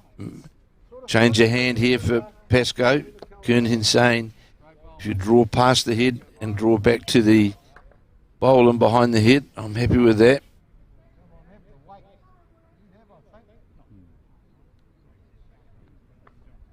So here's Lance Pascoe, this will be representing Canterbury. And he well played, sits one of the Kelvin Scott bowl right onto the jack. It's making it harder, Brenton, isn't it, to get to that head now for the Curtin side. 18-8, you can see clearly they're on the board. Well, there's a gap in between them, but it's pretty close. I think the best shot's down there, bro. Run it. Shannon McElroy and Calvin Scott sitting comfortably. Front end players for Mike Kernahan help build this commanding lead that they're sitting in. It's 15th end of 18. McGuigan searching with weight on the drive to try and get some movement, and just managed to push some bowls around in the head. And see a Finbar McGuigan bowl that's gone right to the back. Mike Kernahan just standing there studying the head.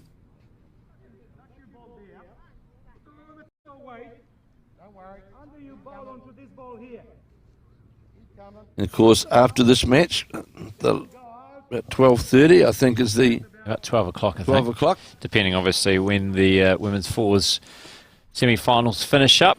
Give them a bit of a break before we get underway, but shortly after midday, we'll be bringing you live streaming of the women's fours final from the Summerset National Fours. Bit of a discussion going on here as Mike Kernahan barks out a few instructions to Lance Pascoe. Yeah, I don't think we're getting far away from shake hands time here, though. Yes, Seamus Curtin can come up with something. Currently, it's Calvin Scott bowl. Mike Kernahan lead on the jack. And may well be 3 shots that they're holding Brenton, at least 2. And very difficult for the head to attack it for Seamus Curtin, because you can't see a clear line to the jack with the bowl sitting in front. So looking from the body language, looks as though we're going to endeavour to draw down to the shot bowl. It looks like the plan for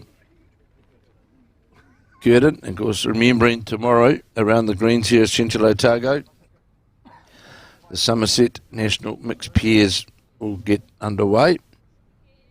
So here is Seamus Curtin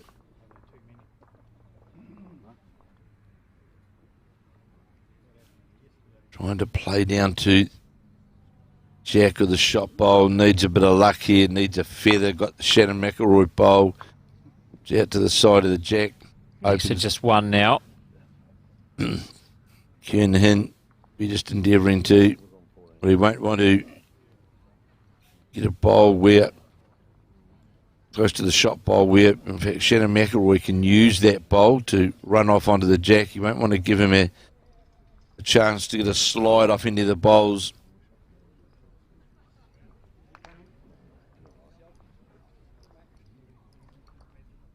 So here's Kernahan on the mat.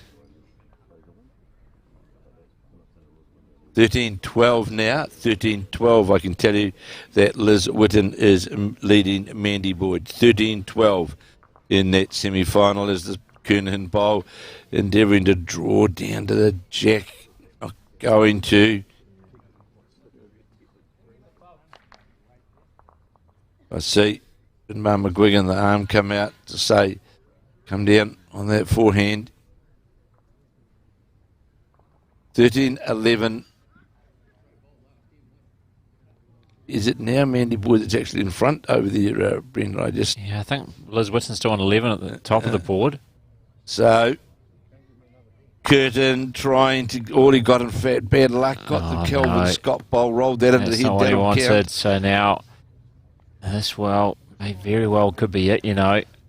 Now holding a couple here, if Kernahan can make this 3 to make it 13 shots to 3 ends to play. Yeah, I do wonder if they'll bother to play another one. Maybe just one more. Certainly been a good exhibition, hasn't it, from the Kernahan side, from the lead all the way through. They're very impressive. As we expected, we expect them to be, at the the highest level that we know these guys can play, and they've certainly have delivered that. And it is 11-all. 11-all. Liz Whitten, Mandy Boyd after 13 ends. So here's Mike Kernahan endeavouring to draw 2 shots is the call. Yeah, that's not going to change the count. So 20-8. 20-8 after 15 of the 18 ends. Mike Kernahan leading Seamus Curtin.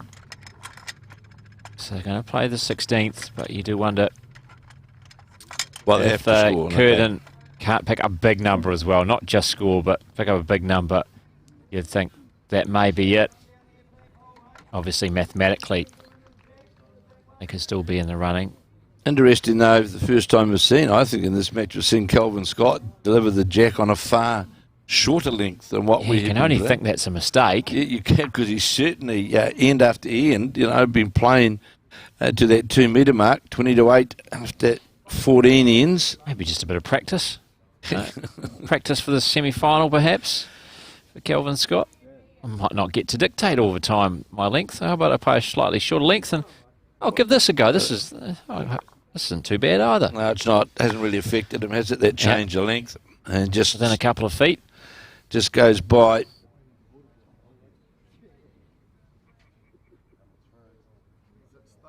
If you're wondering why there are fans and the fences, of course, it's all part of the level 2 restrictions, unfortunately. No spectators allowed within the precinct other than those who are officials or those who are playing here today on the final day of these Summerset National Fours at the Alexandra Bowling Club. Beautiful day again in Central Otago. Day warming up by the minute. So this game now draws down the back, a few ends left. I'll duck out and get an update of those other quarterfinals and the women's semi-finals in case we sign off early, and I'll give you an update on what those scores look like. Thank you very much, Kevin. Making his way around the boards, this time with no cheese roll in tow. Strictly business.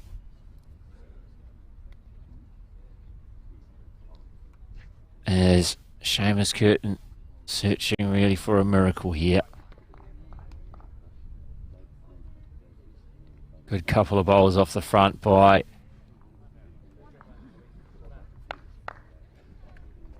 Kelvin Scott. Not too bad responses either from Peter Hodson.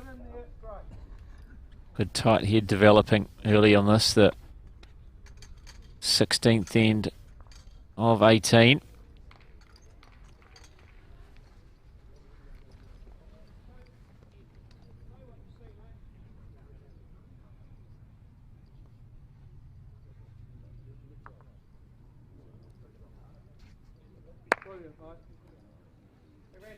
In fact, we're on the 15th end, aren't we? I think the scoreboard outside got ahead of itself momentarily. Should have trusted our scorer, Allison, the Alexandra Bowling Club.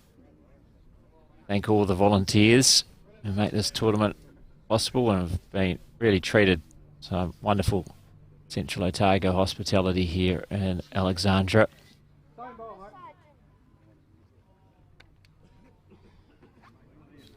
Pity for the club that are able to welcome everyone in to watch some of the country's very best, but I hope you are enjoying our coverage here on Sky Sport Next, wherever you may be around New Zealand and around the world watching on. There's Shannon McElroy. Draws one in behind the head.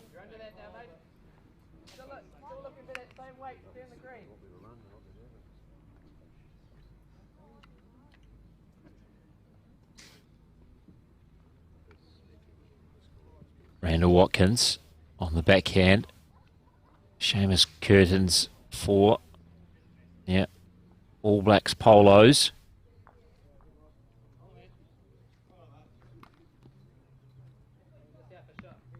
That looked like it was in the area. It certainly is. Very tight head developing.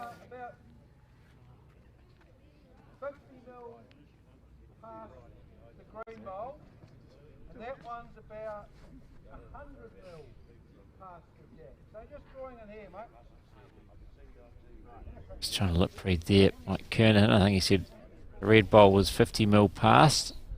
Another one 100 mil, so very close head.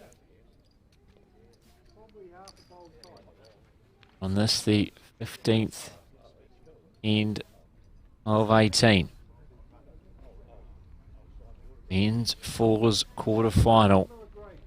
First of 3 games we're going to be bringing to you here on Sky Sport Next.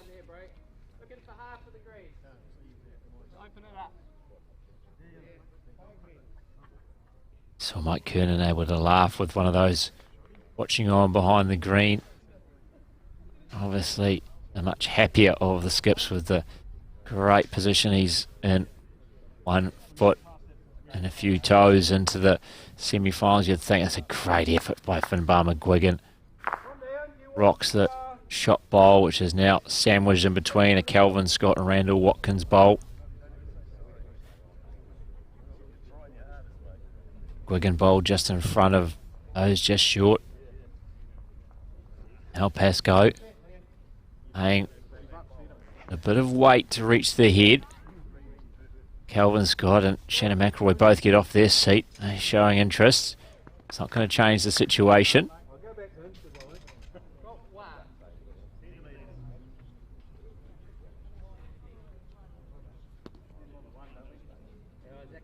Seamus Curtin having a long look at the head here.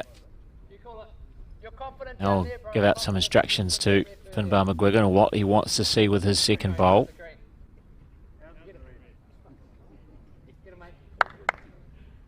Always plays with a smile on his face. Seamus Curtin, while he might not be in the best position in this match.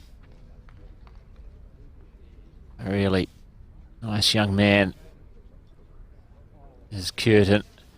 As McGuigan searching and got a touch on his own, the Randall Watkins bowl.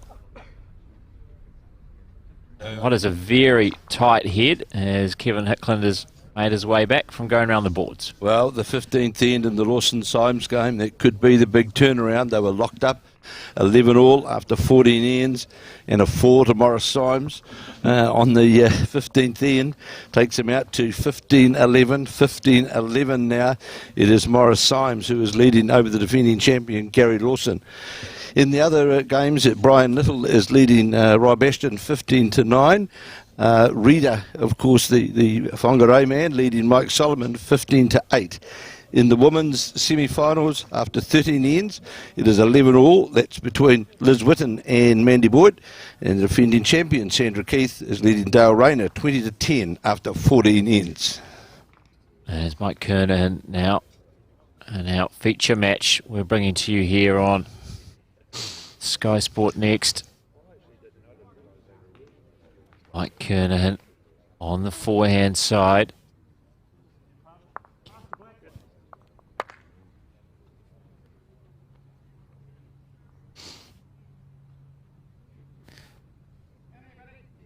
Seamus Curtin having a look at the head. How do I come up with not just the shot here, but a number? It's what I need. Playing this 15th end, just 3 ends to play after this. I can see. Yeah, Lance Pascoe obviously looking to see where his partner Mandy Boyd's going. We can understand that. We'll look over the front green to see how it's progressing. Of course, they'll be playing together in the mixed pairs, which follow this. National fours. Great field for the mixed pairs that we touched on yesterday. A number of those who are playing in the fours staying on. Shannon McElroy, Mike Kernahan. So playing. Finbar McGuigan, Seamus Curtin, is that just touch on the jack actually on the way through. This has been a wonderful head. It really has been. I heard Mike Kernan when I was out there to Shannon McElroy. McElroy must have asked how much I need to improve on or something, and the reply from Mike Kernan was talking about mils. 600 mils. Yeah. That's the call from Kernahan as he makes his way back to the mat, leading 20 shots to 8. Yeah, I was trying to lip read before, and I think he said one bowl was 50 millimetres away and another one was 100. So, and the big turnaround it could be in that Symes game, Symes v the defending champion, Gary Lawson, on that 15th end, where Gary Lawson missed on the drive, 4 down.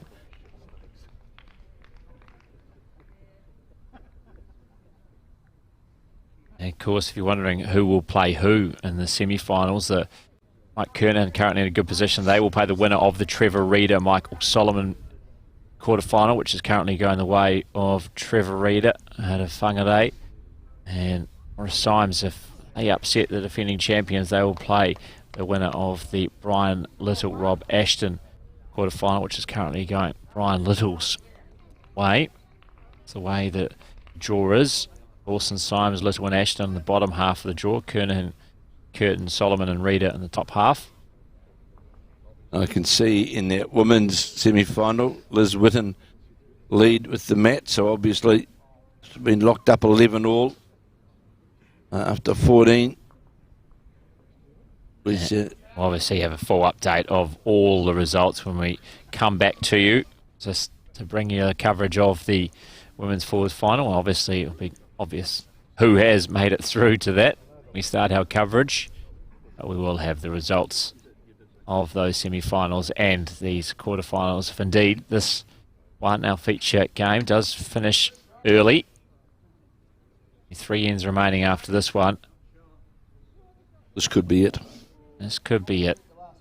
We're an end ahead of ourselves earlier.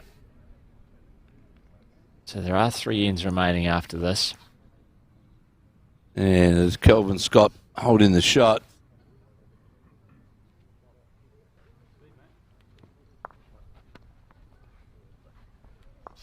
No. No, not yet. Not willing to concede. And of course, mathematically, it's still a possibility. Absolutely. And that was just a 1, I believe. Yeah, just a 1. 21-8 now after 15 of the 18 ends. Mike Kernahan leading Seamus Curtin. This is that bowl from Kelvin Scott. He's done time and time again.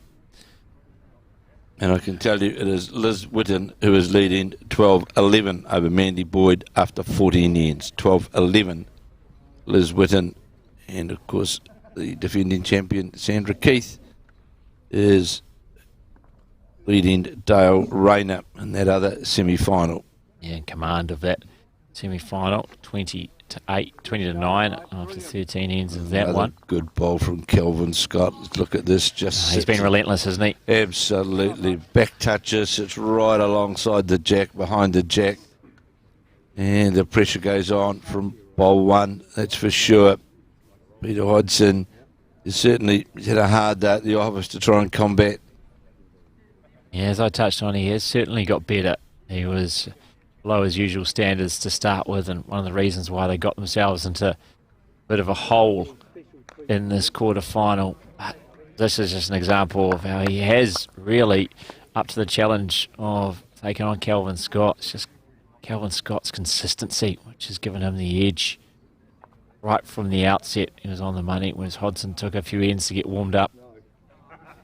So here on the backhand is Kelvin Scott holding the shot, sitting just in behind the jack. In fact, it was a toucher, back toucher, as you watch the second bowl. Is going to run lower the jack and will finish on the centre line. But a good. That's a rare off bowl, isn't it? It certainly is. A couple of metres, in fact. Hodgson again will follow up on his backhand.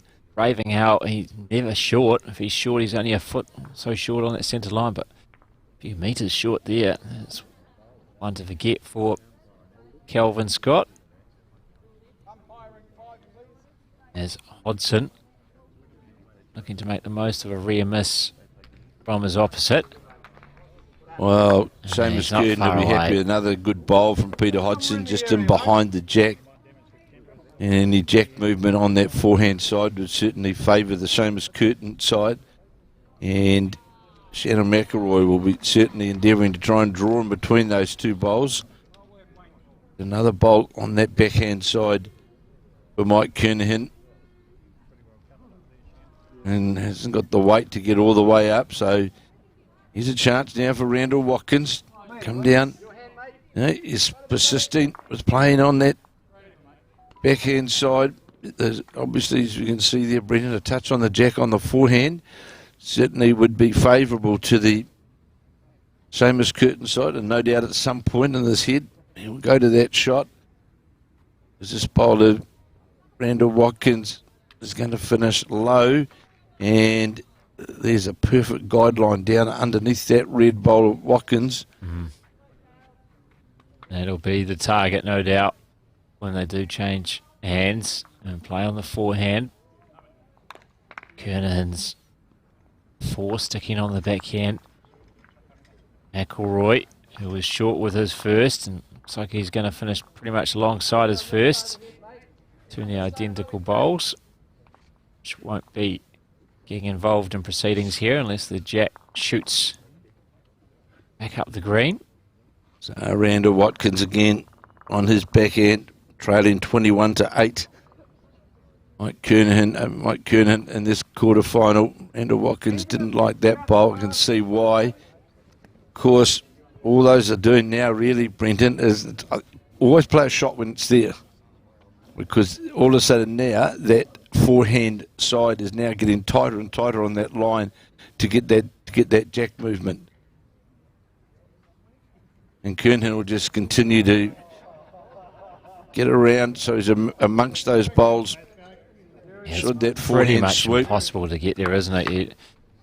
I don't know if you can really get to the shot in between those bowls or not. It's going to have to be absolutely perfect. Wigan going for the kill, is he? Yes, he is.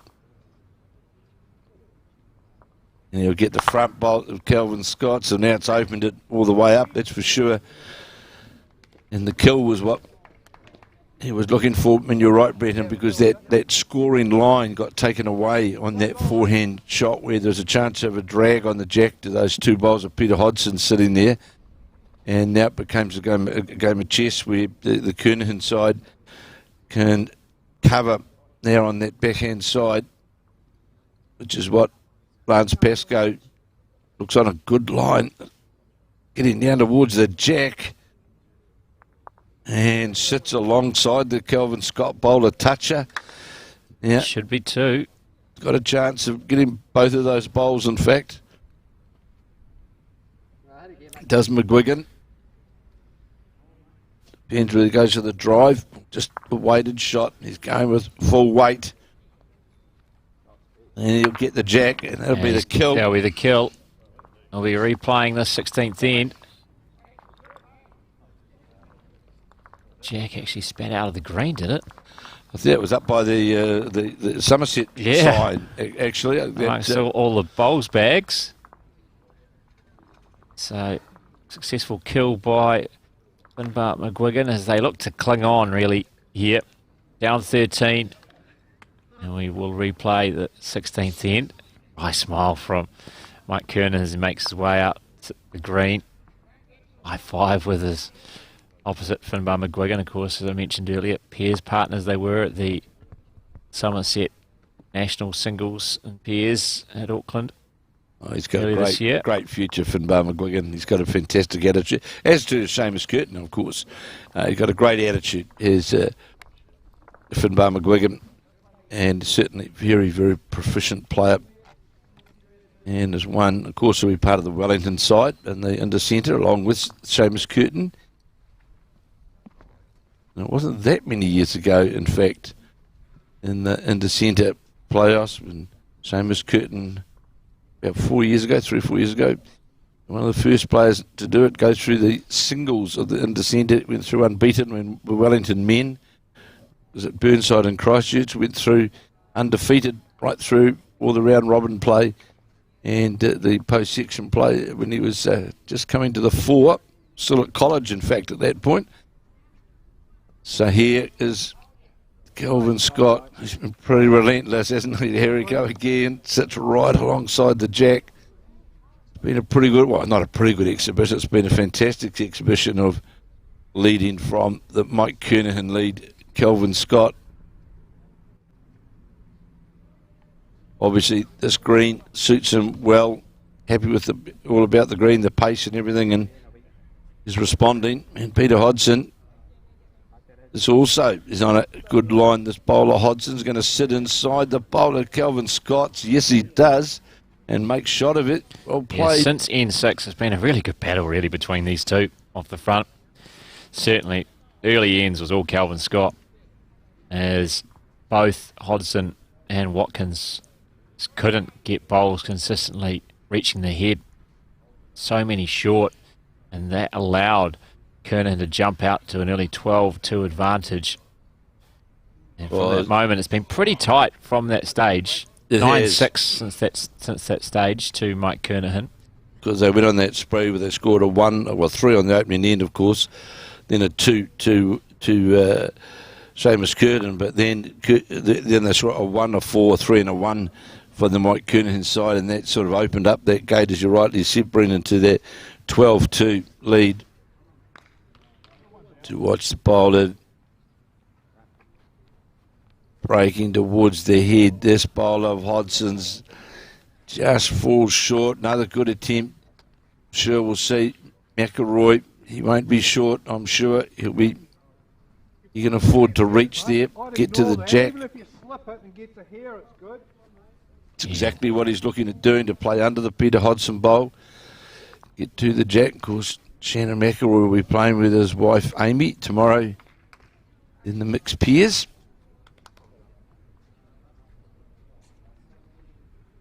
Just going to run under the line, but played with that.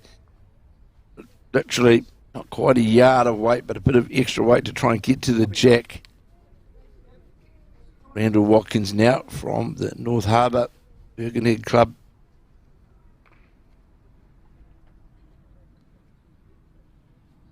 Holding the shot is Seamus Curtin, but trailing 21-8. This is a good attempt here from Watkins. Is going to sit on the bowl, just go by. It's another bowl on the head.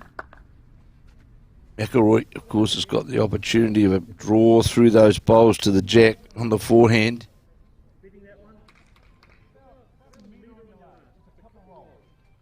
He's got more weight to get to the jack, because that's the shot that he's looking for. It's close. It's close. Oh, very well played. One of rare times that the front end was seemingly getting outplayed by Seamus Curtin, but then Shannon McElroy to the fore. And Watkins going to grab the shot back here. This looks handy. Has it got the weight? That's the question. Needs to come around that bowl. It does. Should be enough for the shot. Fell out, but... It fell out, but it fell on that centre line, so every chance that is the shot bowl. And Lance Pascoe, number 3, doesn't like that bowl, but looks to be on a pretty good line. But how far is the weight going to go by? It's pretty good That's effort. the shot. If you're not happy with That's that, the shot. you've got Folds it. very, very Yeah, high and standards. You just saw Kernahan give that sort of move the hand. 21-13, the defending champion Sandra Keith now leading over Dale Rayner. 21-13, McGuigan on the drive, going for the kill. He's going to get the front and leaves the bowl of Lance Pascoe sitting behind the jack, certainly the shot. Very happy. Yeah, McGuigan's going to really make them earn it, isn't he? He's going to try and get another killed here. There's wry smile with Kelvin Scott. He's going to be going it again, that you can be sure. Two great bowls, mate. Pascoe going to just go by. Two good bowls from Again. Pascoe. I see that the hand come out, the finger pointed down towards McGuigan. Let's try and kill it on the drive. Is McGuigan just going to go by. Just misses. Now that task falls to Seamus Curtin. Just went by on that backhand drive. Oh, the slendest of margins, isn't it? 13-12 now. Mandy Boyd leading. 13-12 after 15 of 18 ends. In that women's semi-final, that's over Liz Whitten. Mandy Boyd now leading 13-12 after 15 ends. And we're playing a replayed 16th end here of our men's quarter-final. Of course, with the women's games on green number 2. Semi-finals. We'll have the women's final for you shortly after midday. At the moment, looking like it will be Sandra Keith, defending champions, against the 2019 champions, Mandy Boyd. Oh, Kernahan's always looked narrow out of the hand, and it was. So, Curtin obviously committed to the kill. On its way On the back end, trying to get to the jack. He's close, got it. but it looks as though it went straight back. And I think it might have even hit Dale Rayner on the other green there. And it's made its way onto the other green, in fact. So, yep, that's certainly killed. We'll have another go. So Right, smiles all around. There's Pete Hodson there, I think, grabbed Lee Griffin. So you're right. Everyone okay? That came down with some power, obviously, from Seamus Curtin. Actually outdid Finbar McGuiggins, which maybe came a metre or two off the green. This one came 10 metres off the green. So now the third attempt of this replay of the 16th end.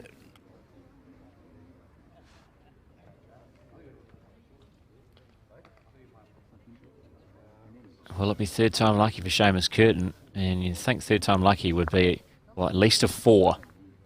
4 or 5 is what they really need. It's going to pose a question, Brenton. We've seen, obviously, New Zealand side's going to be announced in the near future, or in the future, and there's already a squad in place. I just put it out there. How close would Lance Pascoe, do you think, be now? He won the national pairs, played magnificently well. It's combining very, very well now in this forward side with Mike Kernahan. And one would think that Lance Pascoe may well come into the frame of their thinking, because if you're talking about consistency of performances, if he's able to give up the time, I suppose it's the big thing. Obviously, his partner Mandy Boyd not able to commit to international play, and they've recently moved to beautiful Hutt Valley. Yes, he was talking to me yesterday, where most top people end up at some stage. Well, that's someone else. Someone else in the family that's just moved down to Wellington as well. Well, between Wellington and Auckland. Very good correction, mate. Well So yeah, so Kelvin Scott back to the centre line, metre behind. Pete Hodson now on the mat.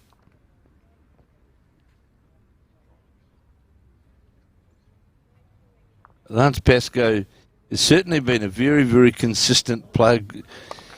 You know, beaten last year in the final, of course. Now on his way to a semi-final, possibly. Oh, I want that one back. That's a big miss. Well, it's a bad miss, isn't it? That's how many times have we seen this? Pretty much none. correct. That both leads have completely missed their spot, especially Kelvin Scott. So McElroy endeavouring to come past the very short bowl of Peter Hodson's, and the Julie going to do so and draw right down to the jack. In fact, look at this from McElroy. Well, this is the great advantage Kernahan has. If for the odd occasion his lead, Kelvin Scott isn't on the money, which he wasn't on this third replay of the 16th end, he's got the world champion, singles champion, and behind him, who just draws a toucher. Yeah. When he's been called on, Shannon McElroy, he has delivered.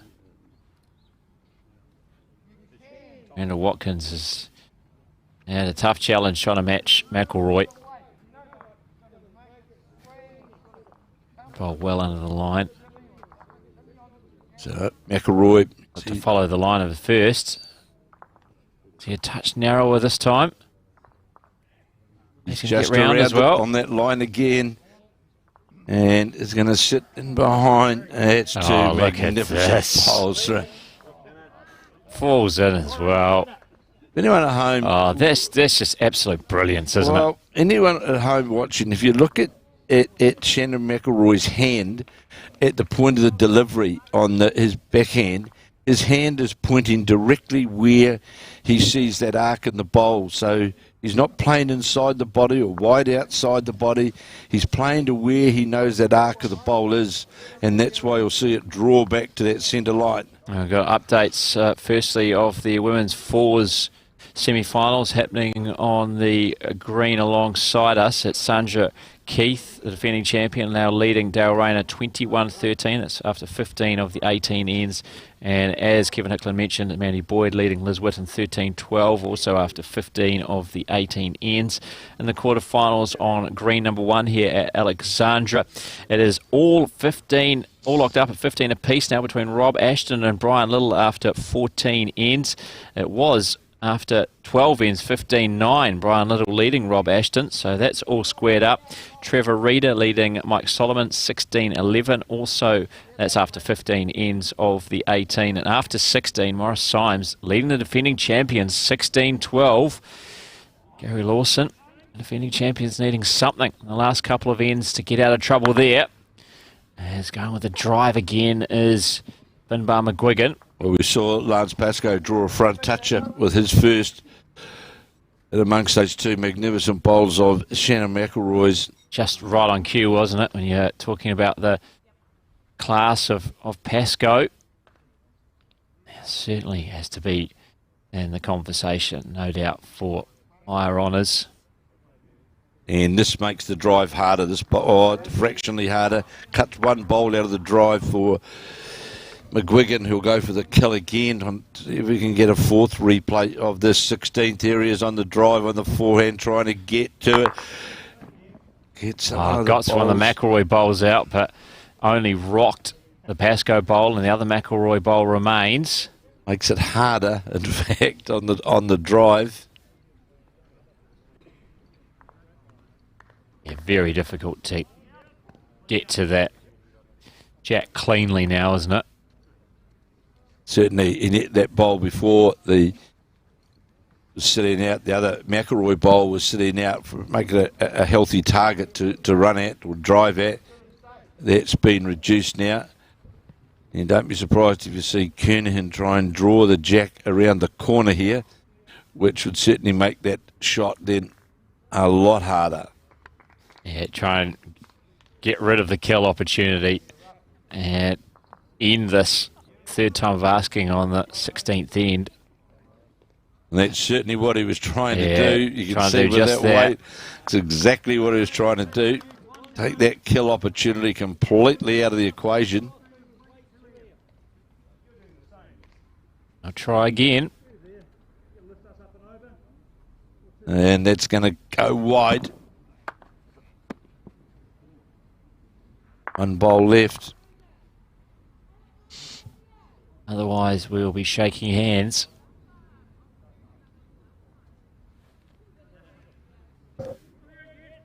Can he execute this time? Wasn't that far away. Certainly wasn't far away from getting that round the corner jack, which I think it's going to be a pretty similar line to looks of things. It doesn't quite have the weight as the previous. Look at this. Only thing is, it just fattens the drive target. It adds a target now. It certainly opens the door up there for. Just wanted another couple of rolls on the bowl. Yeah, it's not what Kernan wanted. No, it was not. Well, it was a great bowl in isolation. The story of this end as Curtin looking for the kill. It's giving him a target. And not to be. It won't be. Shake hands time. Mike Kernahan through to the semi-finals of the men's fours here at the Summerset Nationals in Central Otago. Kernahan, Lance Pascoe, Shannon McElroy and Calvin Scott beating Seamus Curtin, Finbar McGuigan, Randall Watkins and Peter Hodson. And what was quite a comprehensive showing. The damage done, Kevin Hickland early on when they jumped out to that 12-2 lead. And really it started out the front for Kernahan's four, and really Curtin's quartet just couldn't hang with them.